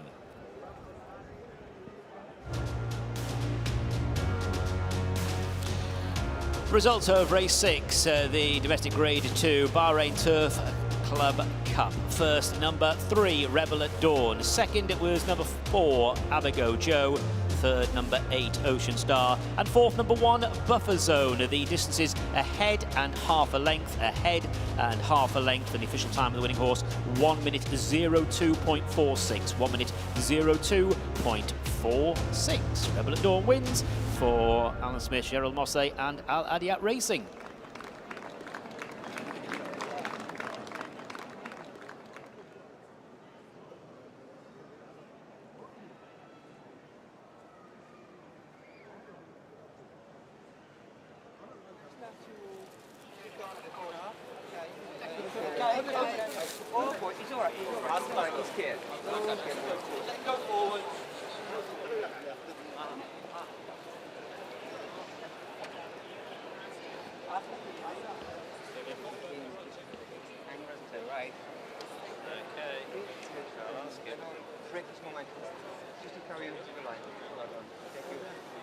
We even provided a lead. Can I grab you very quickly, Paul? You're very kind. Thank you. Well done. Okay, he's with me.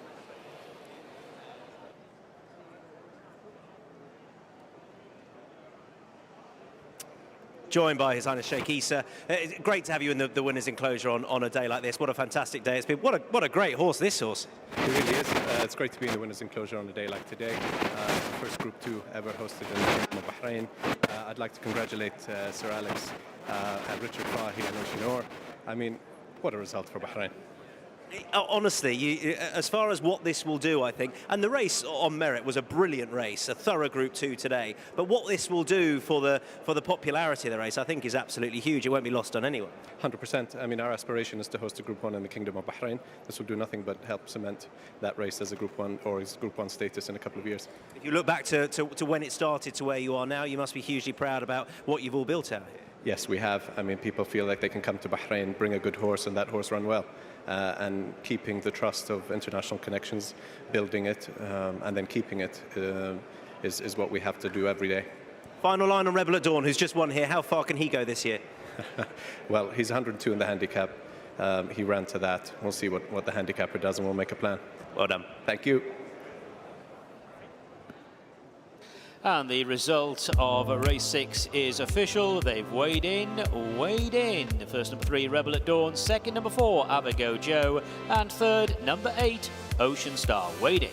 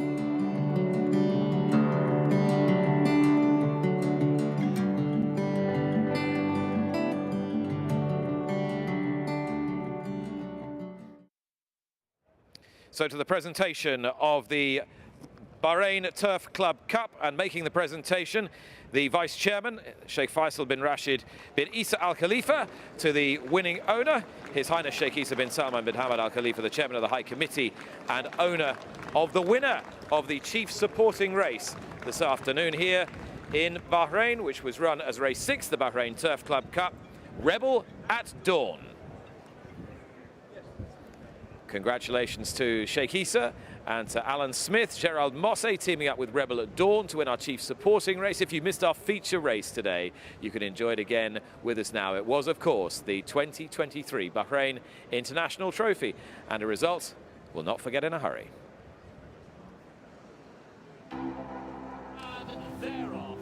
It was a sleepy beginning for Astro King. That one was last coming out of the starting stalls. They go through the first 100 metres of their journey. Carter is in the firing line, and right there is Dubai Future, who's up along the inside of Point Lonsdale, and they're now on top of the first turn. Dubai Future, Point Lonsdale, Carter, Nation's Pride is posted 4 wide around that bend. Highland Avenue, the Greys just in behind the leaders, followed by Real World and Isra Burcastle, and then the classic winner Mahaba Yasanafi in mid-division. Astro King has caught them up, and that one's also running in mid-pack in the blue and yellow colours. Further back to Spirit Dancer, who has a pitch to the outside, followed by the filly above the curve. And second last is Caliph, and Lafayette is at the back end of this party. They have 1,200 left to go. Point Lonsdale and Nation's Pride parked out there 1 and 2. Dubai Futures in third place, followed by the black jacket of Carter. Then Real World, Isra still 3 wide with no cover. Mahaba Yasanafi is next ahead of Highland Avenue, Astro King and Spirit Dancer, Burcastle above the curve, Caliph, and last of all is Lafayette. They've passed halfway, and it's Point Lonsdale in front for Ryan Moore. Leads Nation's Pride in the hands of William Buick in second place. Dubai Future is in third. Less than 800 to go. They're approaching the turn. Real World's just in behind the leaders. Here's Isra on the wide outside now, moving into third position as they make the final turn. 600 out, and it's Point Lonsdale, Nation's Pride, and Isra from Dubai Future. Just in behind them, Carter, Mahaba Yasanafi now called on for an effort, and then comes Highland Avenue. Astro King's got a bit of work to do, so too Spirit Dancer, and now they work their way inside the final 400. Nation's Pride, Point Lonsdale having a duel. Here comes Mahaba Yasanafi and Isra between horses, and the big white face of Spirit Dancers on the wide outside as they now draw towards the last 200 metres, and it is Spirit Dancers coming up really well. Spirit Dancers hit the front and kicks on by a couple of lengths to Isra. It's another big international win for Sir Alex Ferguson. Spirit Dancer win for Bahrain International Trophy. Isra, Point Lonsdale and Real World all fight for places just in behind.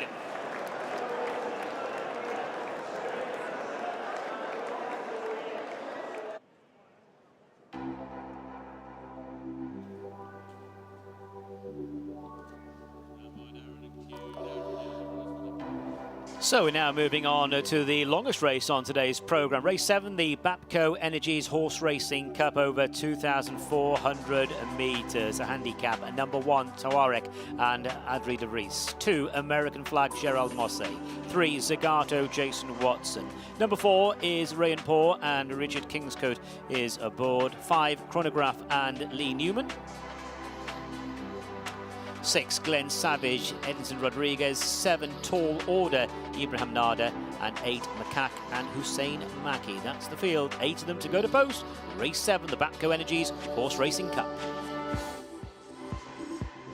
So heading down early then is horse number 1, Tawarek, ridden by Adri de Vries. Fauzi Ness trains this one. A horse has been so consistent in a lot of the top races here. He's been running in the King's Cup, Crown Prince's Cup. He's been placed in those.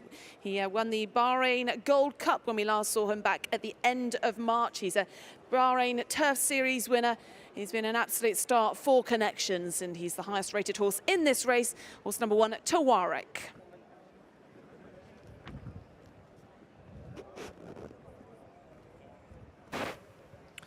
Yeah, there's Tawarek out there with that red hood on.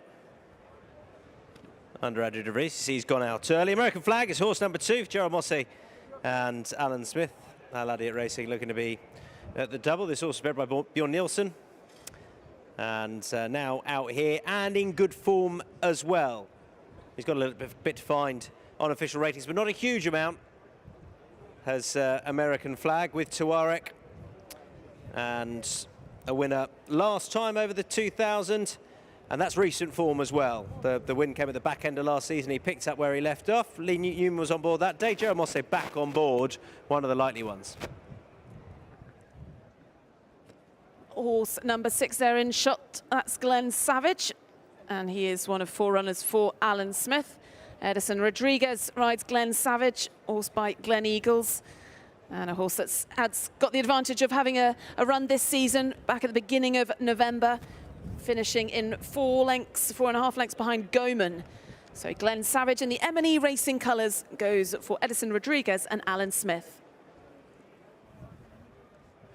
Yeah, that's Zagato, horse number 3 for Fauzinas and Jason Watson, who was on board last time. That wasn't so long ago. Horse ran well on that occasion, shaped as though the return to this sort of distance would suit. And it potentially stretches. He is a gelded son of Frankel.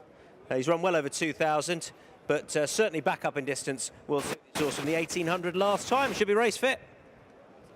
Yeah, there's Zagato, the King's Cup winner in 2022. Horse number 4, Rayanpur, who we last saw running in the King's Cup this year, or this in 2023, last season, finishing in well behind Passion and Glory that day. But Rayanpur is another one that's been running in a lot of the big races out here.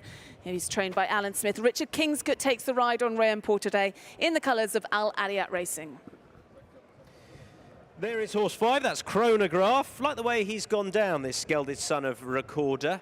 Nice and calmly, although as he's getting down there, he's just needing a bit of stopping. He's got the cheek pieces on. I thought he looked really well. He's beautifully turned out, and Lee Newman is on board. Chronograph, again, he's had a run out here this season over 2,200. He steps up to the 2,400. Should go well. So Chronograph, then Glenn Savage in your shot there. But here is horse number 7, Tall Order for Jalal Al-Mala. Ibrahim Nada takes the ride on this son of Murara in the Al-Mala Syndicate colours. Tall Order been a great servant for Connections, a 2-time winner, and had a nice prep race back at the end of October, well behind American Flag that day, but should come on for the run. Tall Order then, horse number 7. There's horse number 8, that's Mukak for Hussein Marki Fauzinas. He's rated 82, so for all he's got the 54 kilos, he's still got to step up a little bit here, and hasn't shown a huge amount of late. The key will be whether or not the 2,400 suits this son of Rock of Gibraltar. May well do, but the likes of Tuareg, the likes of American Flag, the back form that Zagato's got, Rayanpur, all of those horses, they'd have a bit of ability on this horse. They'll come out of stall 5.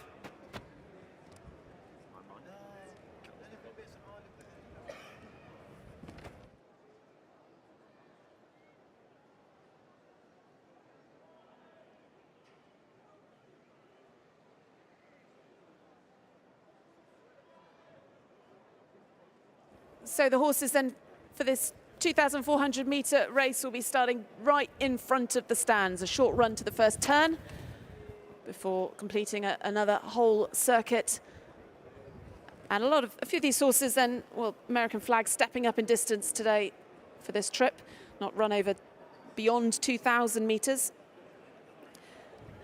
But these are these horses that we will be seeing in some of the really big races here. So we've got King's Cup winner in this race. We've got a Crown Prince's Cup placed horse in Tuareg. A lot of these horses then will be very much aimed at the big prizes here this season. And nice to see some of them having their first run of the season, like Tuareg. But yeah, competitive open handicap this, our 7th race of the afternoon. And just be taking a few more circuits before Darren Owen calls them home.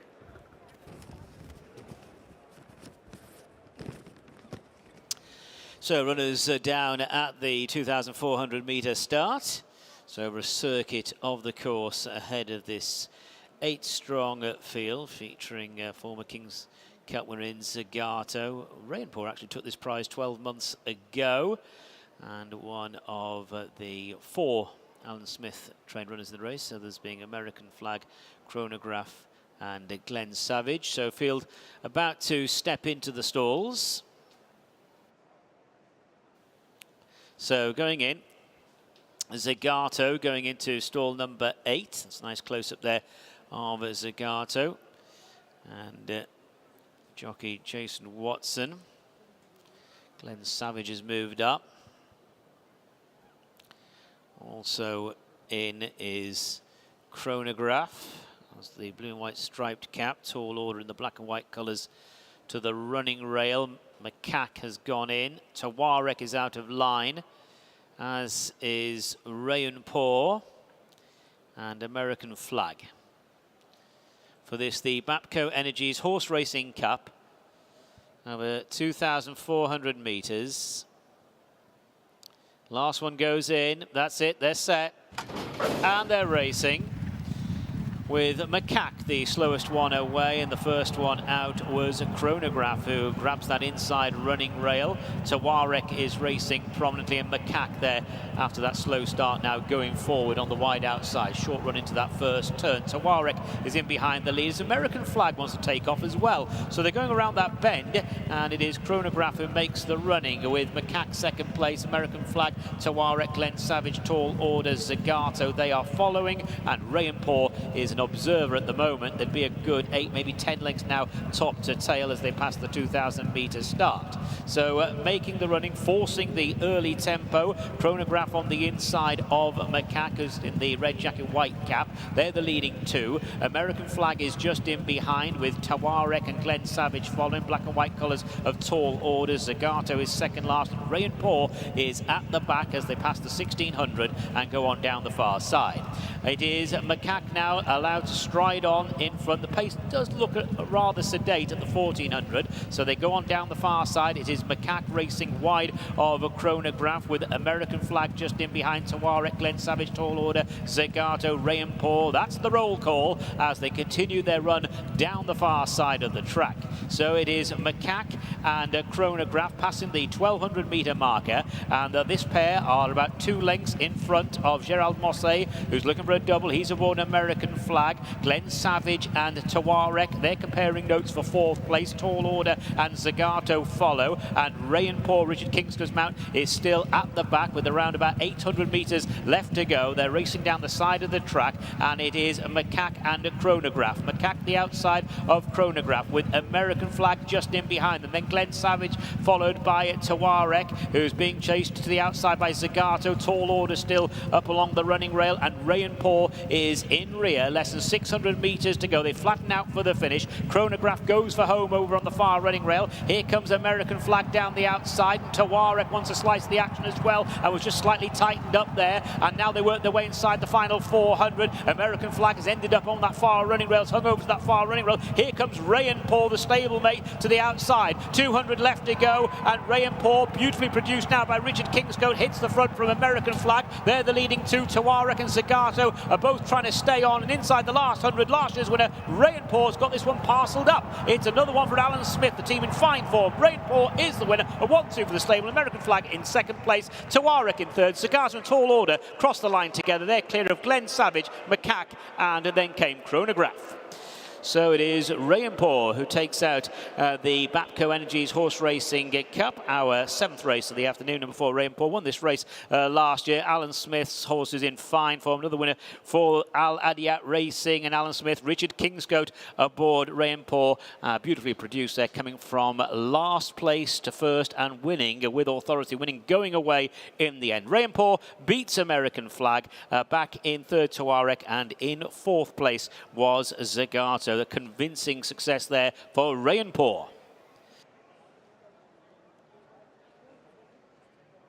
Silky smooth performance from Rayon to win the BAPCO Energies Horse Racing Handicap under an assured ride. An elegant ride from Richard Kingscote has beaten stable companion American Flag. Gerald Mosse not able to complete the double, but that man there was Alan Smith, as were Sheikh Issa's Al Adiat Racing. One thing you know about horses, His Highness the Aga Khan, is they tend to stay. 2,400 metres, no barrier success for a horse who has enjoyed this distance before. And Richard Kingscote enjoyed an armchair ride. Let's take the head on, and he slipstreamed his stable companion, but then realised there might not be enough room between American Flag and the horse on the outside, Glenn Savage, so he was content to bide his time and then come with a withering wet sail down the outside. The middle of the course has been used by plenty of late challengers this afternoon, But this horse, frankly, could have raced anywhere, and he still would have won. Rayon Pour, much the best in the BAPCO Energies Horse Racing Cup. American Flag has, to his credit, held on for second place here, and Tawarek has finished third ahead of Glenn Savage, who charted quite a wide course. It's a 1-2-4 for trainer Alan Smith, and the Superfecta, the only other trainer involved, Fauzi Nas, with Tawarek in third.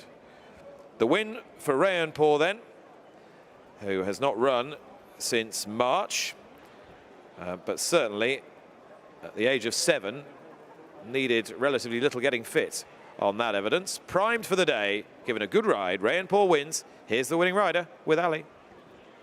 Well, congratulations, Richard, after the highs and a great ride on Astro King earlier, and to get victory here. So how expected was it? I don't know if they expected, but this horse has shown he's more than capable. Obviously, the trainer does very well here. A real pleasure to ride a winner for Sheikh Issa on their big day. So, yeah, I'm happy. And comfortable in the end? Yeah, he picked up really well. I struggled to go the early tempo. The further we were going, the better he was coming into it, and he gave me a nice, sweet ride. He certainly did. Congratulations, then. Nice to see you in the winner's enclosure.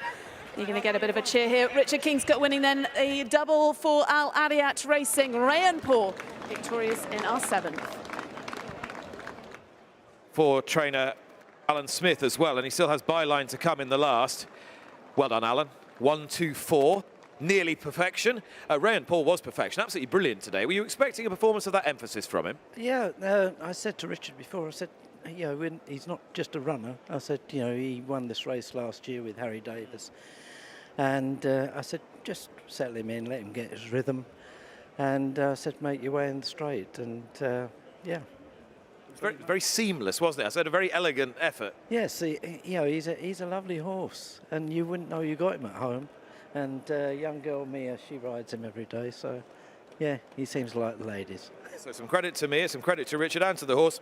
Credit to you, of course, as well. Another winner for Sheikh Issa on what's such an important day. You've got byline as well in the last. He's your big one today, isn't he? Well, it's a handicap. It's not quite the same, but he's in good form, and you know he's been a grand servant, hasn't he? Yeah. I mean, another one you wouldn't know you got him at home. He just goes out, he does his work every day, and same boy rides him, Aziz, local boy, and he gets on really well with him. He does a really good job, and you know we've actually got a good team, good staff behind us, so the horses are doing well.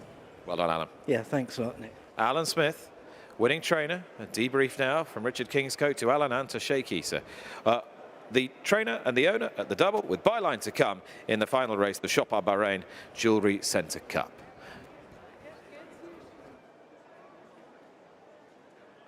So the result of race 7, the BAPCO Energies Horse Racing Cup. First number 4, Rayon Pour. Second number 2, American Flag.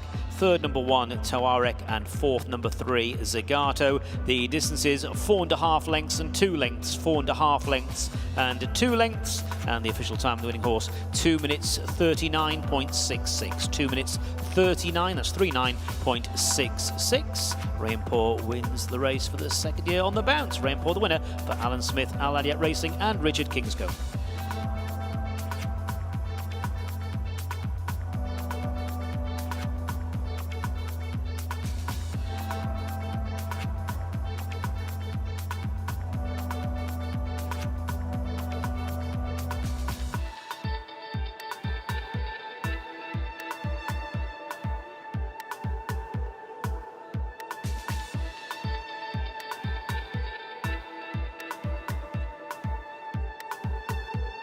And the result is now official. Weighed in for race 7.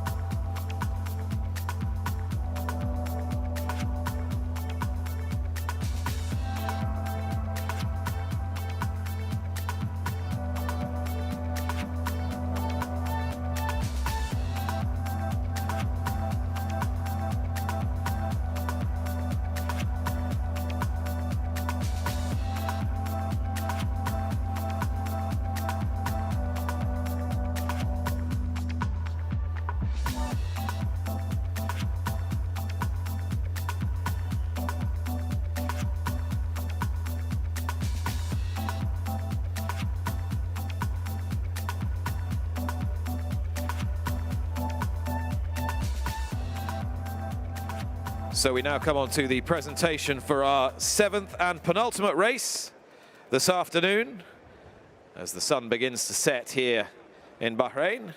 We've just had the running of the BAPCO Energies Horse Racing Cup. It was won by Rayon Pour. I'd like to welcome to the presentation podium the Chief Executive of the Bahrain Petroleum Company, BAPCO, Dr. Abdul Rahman Jawahiri, and the Group Chief Executive Officer of BAPCO Energies, Mr. Mark Thomas, to present the trophy once again to His Highness Sheikh Issa, whose Adiyat Racing had the first and second. Congratulations also to Alan Smith and to the winning rider, Derby and Champion Stakes winning rider, Richard Kingscote.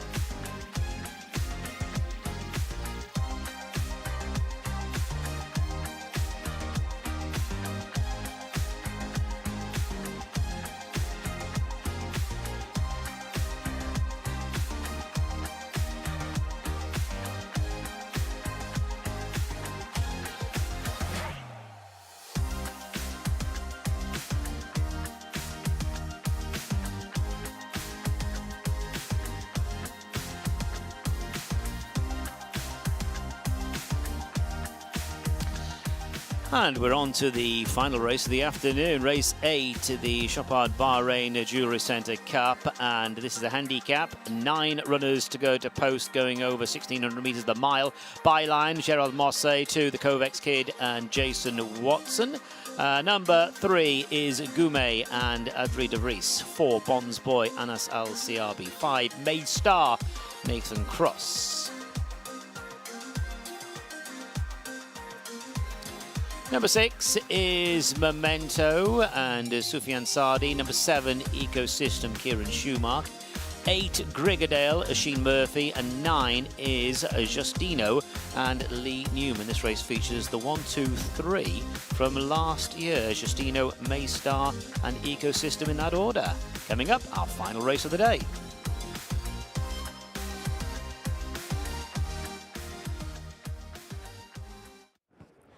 So, horses in the parade ring for our 8th and final race. And Al Adiyat Racing and Alan Smith looking for a treble here. Let's have a closer look at the horses. There you are, Alan Smith. Mob-handed in this race again, but he's got the horse number 1, Byline. Gerard Mosse is going to be riding that. There he is. And he's been a great servant for the yard. 11 wins, 11 career wins. And he had a nice, perfect prep race back at the end of October, beating Memento by a length in a domestic grade 2. So it comes in fine form. So horse number 1, Byline. Horse 2 is the Kovacs Kid. Hopefully have eyes on this horse soon enough. Might be, in fact, horse number 3, who is behind, 2 isn't in. We'll come to the Kovacs kid. Gumeis Adjudavris Falzinas. Last seen in a couple of domestic Group 2 contests, including one recently when running really well. That was over this distance, and he's just a 3-year-old, needs to step up a bit, but rated 104. Every chance to keep progressing. Four runners in the race for Al Mohammedia Racing, and this one is Bond's boy, Chestnut Gelding, son of Monsieur Bond, 6-year-old. Anis Al Siabi rides this for Osama Hashim. Bond's boy, a 6-time career winner, and won his final start last season, and returned in that domestic Grade 2 behind Byline, finishing 3rd, but just 1¼ lengths behind Byline.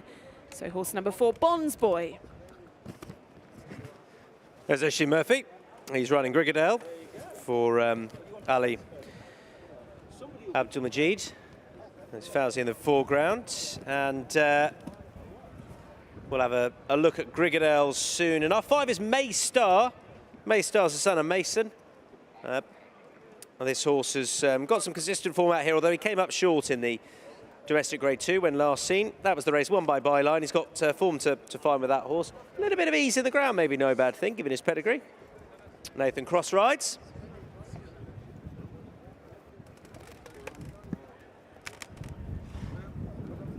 Horse number 6 is Memento, trained by Mohammed Hassan. Sufyan Saidi has the ride on this one. Memento, a 4-time career winner, 5-year-old, and has had the advantage of 2 runs this season. Last seen over 1,400 metres back just a couple of weeks ago, or a week ago in fact, finishing 4½ lengths behind Breath of Air that day. So a quick turnaround for horse number 6, Memento. Right, Grigadale, we saw the rider of Grigadale, and here is the horse. He's a gelded son of Kodiak. I think he's over his ideal trip. He finished 2nd here last time. That was in behind May Star. 2000 was a bit of a stretch prior to that. He's having his first start of the season, but he looks pretty well. Got the cross noseband on, you could see. And Grigadale will come out of 8. We owe you the Kovacs kid. That's horse 2 then, the Kovacs kid. Was very prominent in a number of Bahrain Turf Series races last season. Another one in the Al Mohammedia Racing colours. Jason Watson rides this horse for the first time. Fauzi Nas trains the Kovacs kid. That's horse number 2. I think this horse will go pretty well. Ecosystem coming in. Now, he's drawn 1. I don't know that that is absolutely what he'd pick, or what you would pick here, but you've got long enough to sort yourselves out in the back straight, and you know, it might be the case that he just drops back a bit and then looks to take off the rail for a run late on. But he's very consistent over this sort of distance. He ran really well in the domestic Grade 1 here back in February, wasn't beaten too far. And then last time he wasn't too far behind Byline. So he hasn't got a huge amount to make up with that horse. He's got weight on his side here, 57 kilos. And as long as he's ready first up, I think he's got a half-decent chance. And finally, Gustino, horse number 9, a Free Eagle gelding in the colours of Al Ariat Racing. Lee Newman takes the ride for another Alan Smith trained horse, having his first start of the season. Last seen him back at the beginning of March, finishing 3½ lengths behind Maystar. So Gustino is our horse number 9, the last of our 9 runners in this final race on Bahrain International Trophy Day.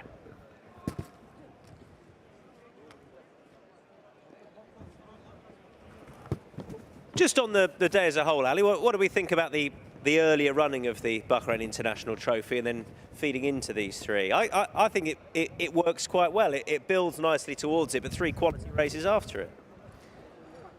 Yeah, it's been a good day. First time they've had 8 races on this card, if I'm right. And I think it's great just to pack the card. If you've got you've got a big crowd here. Nice to see, really big local crowd down over in the Turf Village. Plenty to entertain them.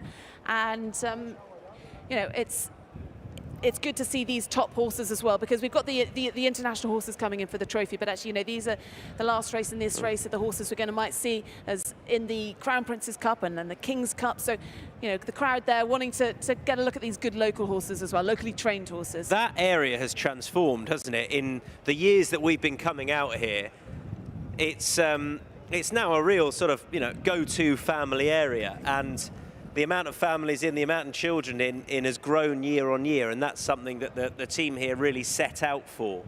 even since the first year that area was introduced, it's grown and grown. I think we need to go and have a ride on that carousel, don't we, Tom? Well, maybe you before me. I'd rather have a go on the stilts. Good luck to you. I'd like to see that. I'm a trained stilt walker. You didn't know that, did you? Never knew that. No. No. I've. Oh, there we are. That would a romantic boat ride, Tom. I would love that. I would. Do you get seasick? No. There you go. We can put it to the test. But you're right. The Turf Village was set up last year, and actually the crowds have really grown and grown. And again, they've got more entertainment and activities to try and get some bigger local crowds. And there we go. I'd love to see you in the pink there, Tom. But that is what I think. That's what the racing scene is all about. Really, wherever you go in the world, it's about a fun day out for the entire family, and that's definitely what we've seen here, growing year on year. And those stilt walkers have done a great job. Oh goodness, we missed that. It is a maze. I think he's effectively cheating. He's jumping over the walls. He can see the way out. There we are. Horses on their way down then for our 8th and final contest over the mile start. The start really is as far away from us as you can get, but it's a long old back stretch for them to get the ideal position, Ali. Yeah, they've got plenty of time to sort themselves out before they do the one turn into the home straight. A 1,600 metre start right down in what would be Swinley Bottom if we were at Ascot. It's right down at the bottom there. And the jockey's taking their time to get down. So you can see exactly from where we are in the stands to right in the distance. They run all the way down the straight. They've got one turn. You see the riders coming down right of shot there to the stalls. They've got one turn before they make their way up towards us. Thanks again to the stalls team out here who do such a great job year on year. I was lucky to, a couple of years ago, spend virtually the entirety of the afternoon with them, more by accident than design, but they were very generous with their time and their tea, and they're a good fun group, but very professional as well. And they don't have a huge amount of time between certainly the earlier races, 25 minutes to get to each and every start, but they're very effective and know exactly what they're doing. And every start's pretty much gone off to plan. We have one horse stumbling out the gates, but that's not their issue. But they've been very accurate with their timings. There is Monsieur Mosse in the Al Adiet colours. He's coming out to enjoy the whole season out here for Al Adiet, to be racing for Alan Smith, and gets the selection of the horses, and picked wrong in the last race, so looking to make amends in this one. Byline is certainly the one to beat in this race, and the first time that Gerard Mosse will have ridden the horse. It's a good group of jockeys that they've amassed out here for this season, between the local guys who I know you were talking to earlier, but the likes of Gerard Mosse, the likes of Jason Watson riding out here. There's plenty of talent in that weighing room for the season ahead. Yeah, very international as well. A few French jockeys. Got Nathan Cross, Irish jockey. So Jason Watson's going to be spending the season here for Al Mohammedir Racing, and then Rosie Jessup, who's here year on year, of course. She's part of the furniture out here in Bahrain. Yeah, Anis Al Siabi from Oman. We've got Moroccan jockeys as well. So yeah, a real spread, and a few people popping over from Doha as well, who might be based out there. So yeah, good collection of jockeys. And the next time we're here, which is in 2 weeks' time, is for the start of the Turf Series. That is 2 weeks, isn't it? 3 weeks, mid-December. Oh, it's 3 weeks. It didn't feel right. It didn't feel right. 3 weeks. Start of the Turf Series. The horses have got to come out, so the international horses leave the quarantine stables, and then the Turf Series horses all coming in for the 3rd Bahrain Turf Series. So they are heading into the stalls. There is Grigadel going forward on Rashid Murphy. Great to have him out here for the 8th and final time. Darren, all yours. Thanks, Tom. Yes, so we're going a mile, 1,600 metres for the CHOPARD-BAHRAIN Jewellery Centre Cup. Watching Justino going into the stalls there, has the blue and white striped cap, won the race 12 months ago. There is Byline, who is on a roll. Well, started this season off in good style, ended last season in the winner's circle. Ecosystem is blindfolded and was backed up there for a few strides. Ecosystem, Kieran Schumark in the saddle. There's Gerald Mosse aboard Byline. World-class Gerald Mosse. So the last one's going in. Race 8, 1,600 metres, a mile. And they're racing. And away smartly was May Star with up along the inside, showing up from the Ecosystem as they form their early order, and the Kovacs Kid is coming through, try and take over as they move on down the far side. So it is the Kovacs Kid and Memento up along the rail with the red cap. Just in behind them is Grigadale Ecosystem. Wide outside is Justino, and Justino takes on the Kovacs Kid for that early advantage. Memento just in behind Ecosystem, Grigadale, Bonds Boy together, followed by May Star. Then comes Goumet, and Byline is dropped out last of all as they leave the back. Less than 1,000 to go, and it is Justino striding out with 2.5 lengths on this field. The Kovacs Kid is in second. In third place, Memento down the side from Ecosystem, and then 3 wide, the yellow cap of Bonds Boy. Grigadale is between horses. May Star to the inner, black cap just being nudged along a fraction there as they turn in. Goumet is second last, and Byline is last of all at the top of the straight. About 500 metres left to go. The Kovacs Kid and Justino, the gloves are off, and these two having a private duel. They're a few lengths on from Memento, Ecosystem, then Bonds Boy on the extreme outside to the right. Byline is beginning to pass horses, 300 from the finish, and the Kovacs Kid has gone on, goes on by a few lengths from Justino in second. Ecosystem, here comes Gerald Mosse, and Byline down the outside. It is the Kovacs Kid looking to last home, but Byline has pounced on the Kovacs Kid, and Byline and Monsieur Mosse win. Byline the winner. Second place was the Kovacs Kid. In third position, Ecosystem, and then up along the inside, Justino. So Alan Smith and Al Adiat Racing strike again. That is 3 winners on the day. A double for Gerald Mosse. It's the horse who is in really good form. That's 3 straight wins there for Byline. How confident was Gerald Mosse there, coming from last place to first down the outside. Won the Al Methak Mile here in the spring at the end of last season. Beautifully produced there by Gerald Mosse. Byline. The Kovacs Kid was a bit of a winning machine last year, but Byline has pounced in the closing stages. Byline wins, the Kovacs Kid second, Ecosystem third, and Justino takes out 4th place. It's another one for Gerald Mosse, a treble on the day for Alan Smith and Al Adiat Racing, and this stable having a flying start to the current season here in Bahrain. 1, 2, 3. All the last 3 races go the way of Sheikh Issa's Al Adiat Racing. Alan Smith, Gerald Mosse at the double, and this was a lovely ride on Byline. Yes, a lot of weight today, 62 kilos. But he's a grand old horse who knows where the winning line is, and just look how this was beautifully set up for him.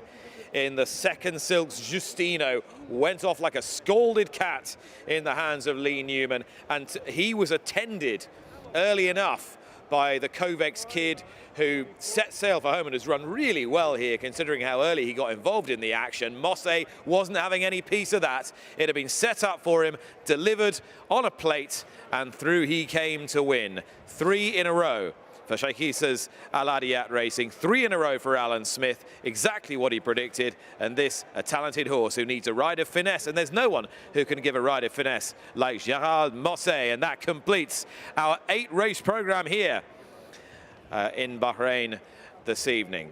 That was the CHOPARD-BAHRAIN Jewellery Centre Cup. And in a few moments' time, we will be able to hear from the winning rider. The horse is just having the sheepskin cheek pieces adjusted, and he's coming in past us now. Gerald Mosse riding number 1 Byline to victory in the final race. The navy blue cap and the sheepskin cheek pieces, number 1 Byline. Ali Vance is standing by with the winning rider. He's just getting a bit of a debrief, having a bit of a debrief with Alan Smith. Alan, I'll ask you first. It was very good, wasn't it? I think it was amazing.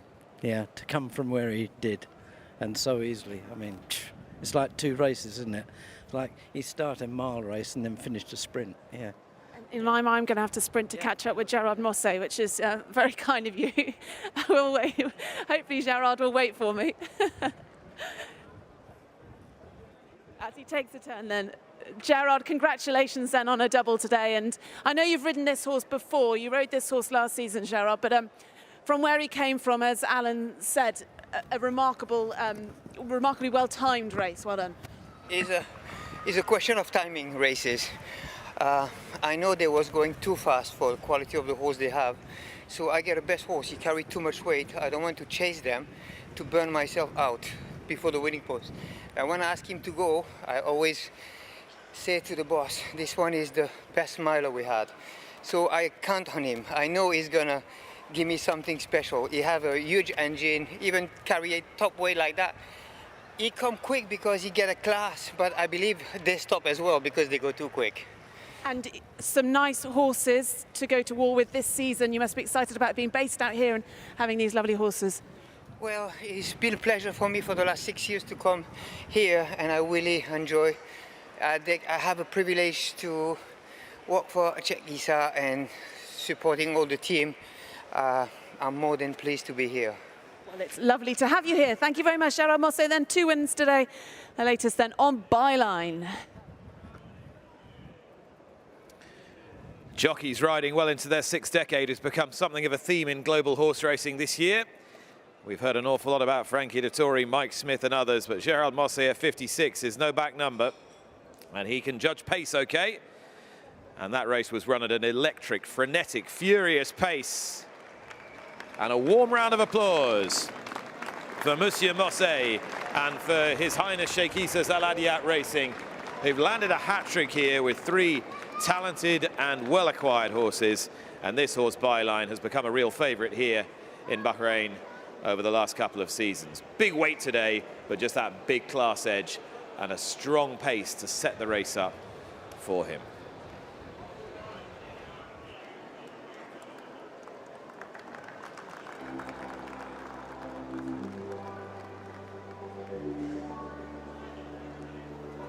So the results of race 8, the CHOPARD-BAHRAIN Jewellery Centre Cup. First, number 1, Byline. Second, number 2, the Kovacs Kid. Third, number 7, Ecosystem. And fourth was number 9, Justino. The distances 1 1/4 lengths and the same. That's 1 1/4 lengths and the same. And the official time of the winning horse, 1 minute 39. That's 39.69. 1 minute 39.69. A treble on the day for Alan Smith, Al Adiyat Racing, double for Gerald Mosse. Byline takes out our finale.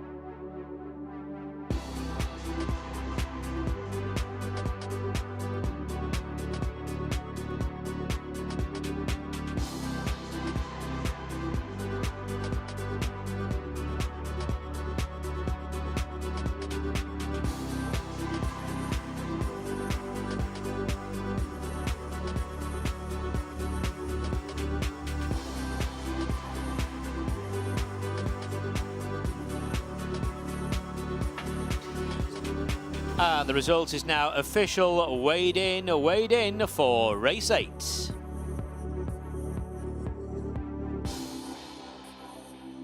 So our 8th and final presentation today here at the Bahrain Turf Club is for race 8, and it's the CHOPARD-BAHRAIN Jewellery Centre Cup that was won in fine style under a fine ride by Line and Gerald Mosse. I'd like to welcome to the presentation podium Ahmed Shirazi, and Ahmed is accompanied by the franchise boutique manager for Chopard, Carlo Tomasini Mattiucci.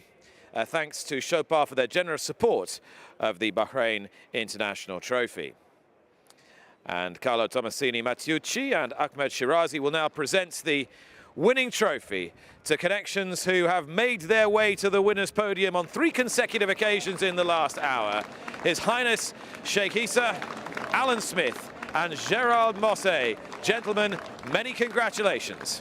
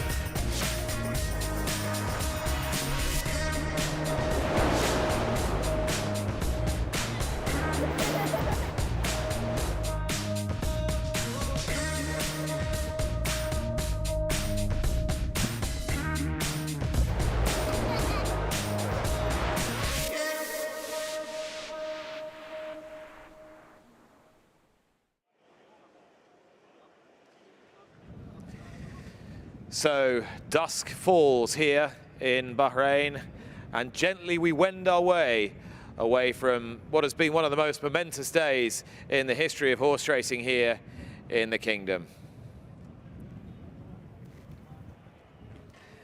Well, it's been a great pleasure to have you with us once again. Nick Luck alongside Ali Vance and Tom Stanley, the 3 of us here for the 5th consecutive year, and this has been a wonderful race, a wonderful day, Ali. It certainly has. All the build-up to this big race and seeing all the connections coming in during the week. But what's been ever present is Richard Fahey, then later in the week, Sir Alex Ferguson, Jed Mason coming in, and then for them to have so much build-up towards the race, and there's been plenty of publicity with Sir Alex Ferguson being back in Bahrain, but then them to win the race with a horse that's bred by Sir Alex, part owned by him.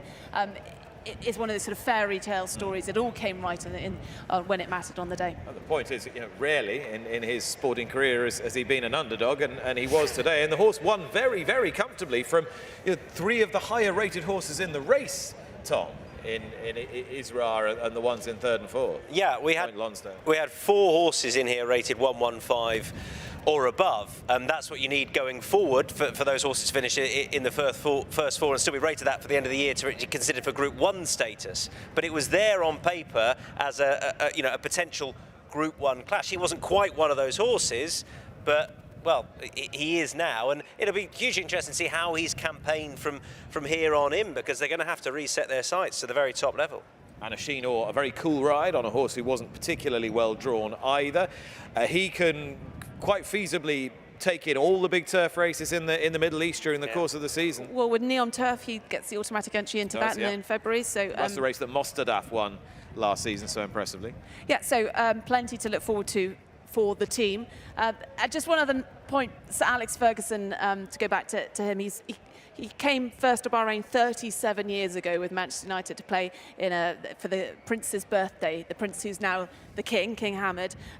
He won that football match 37 years later, back here then winning again. It's a country that I think has been good to him. He's enjoyed his trips over here. And I think there's been so much warmth towards Sir Alex as well during the course of this week. He lost his wife of 57 years, Lady Cathy, just last month, and I know his great friend Jed Mason enjoyed it as much as he did. So it was a lovely story, lovely to see. Well done to Richard Fahy, and we'll be back again, I'm sure, Tom, very soon. Yeah, looking forward to being back here in 3 weeks. 3 weeks for the start of the December Bahrain Turf Series. Yes, the third edition of the Bahrain Turf Series, and I know they've got plenty of really good entries for that, so looking forward to that. That kicks off then. The 5 fixtures start on the December the 8th, and they run right then through to mid-February for the conclusion, and then the King's Cup in March. So yeah, some key fixtures throughout the season, but it's going to take a lot to beat today's result and today's story. And you'll be back for that? I'll be here in 3 weeks, very much looking forward to it. First couple of races of that turf series, which has grown year on year,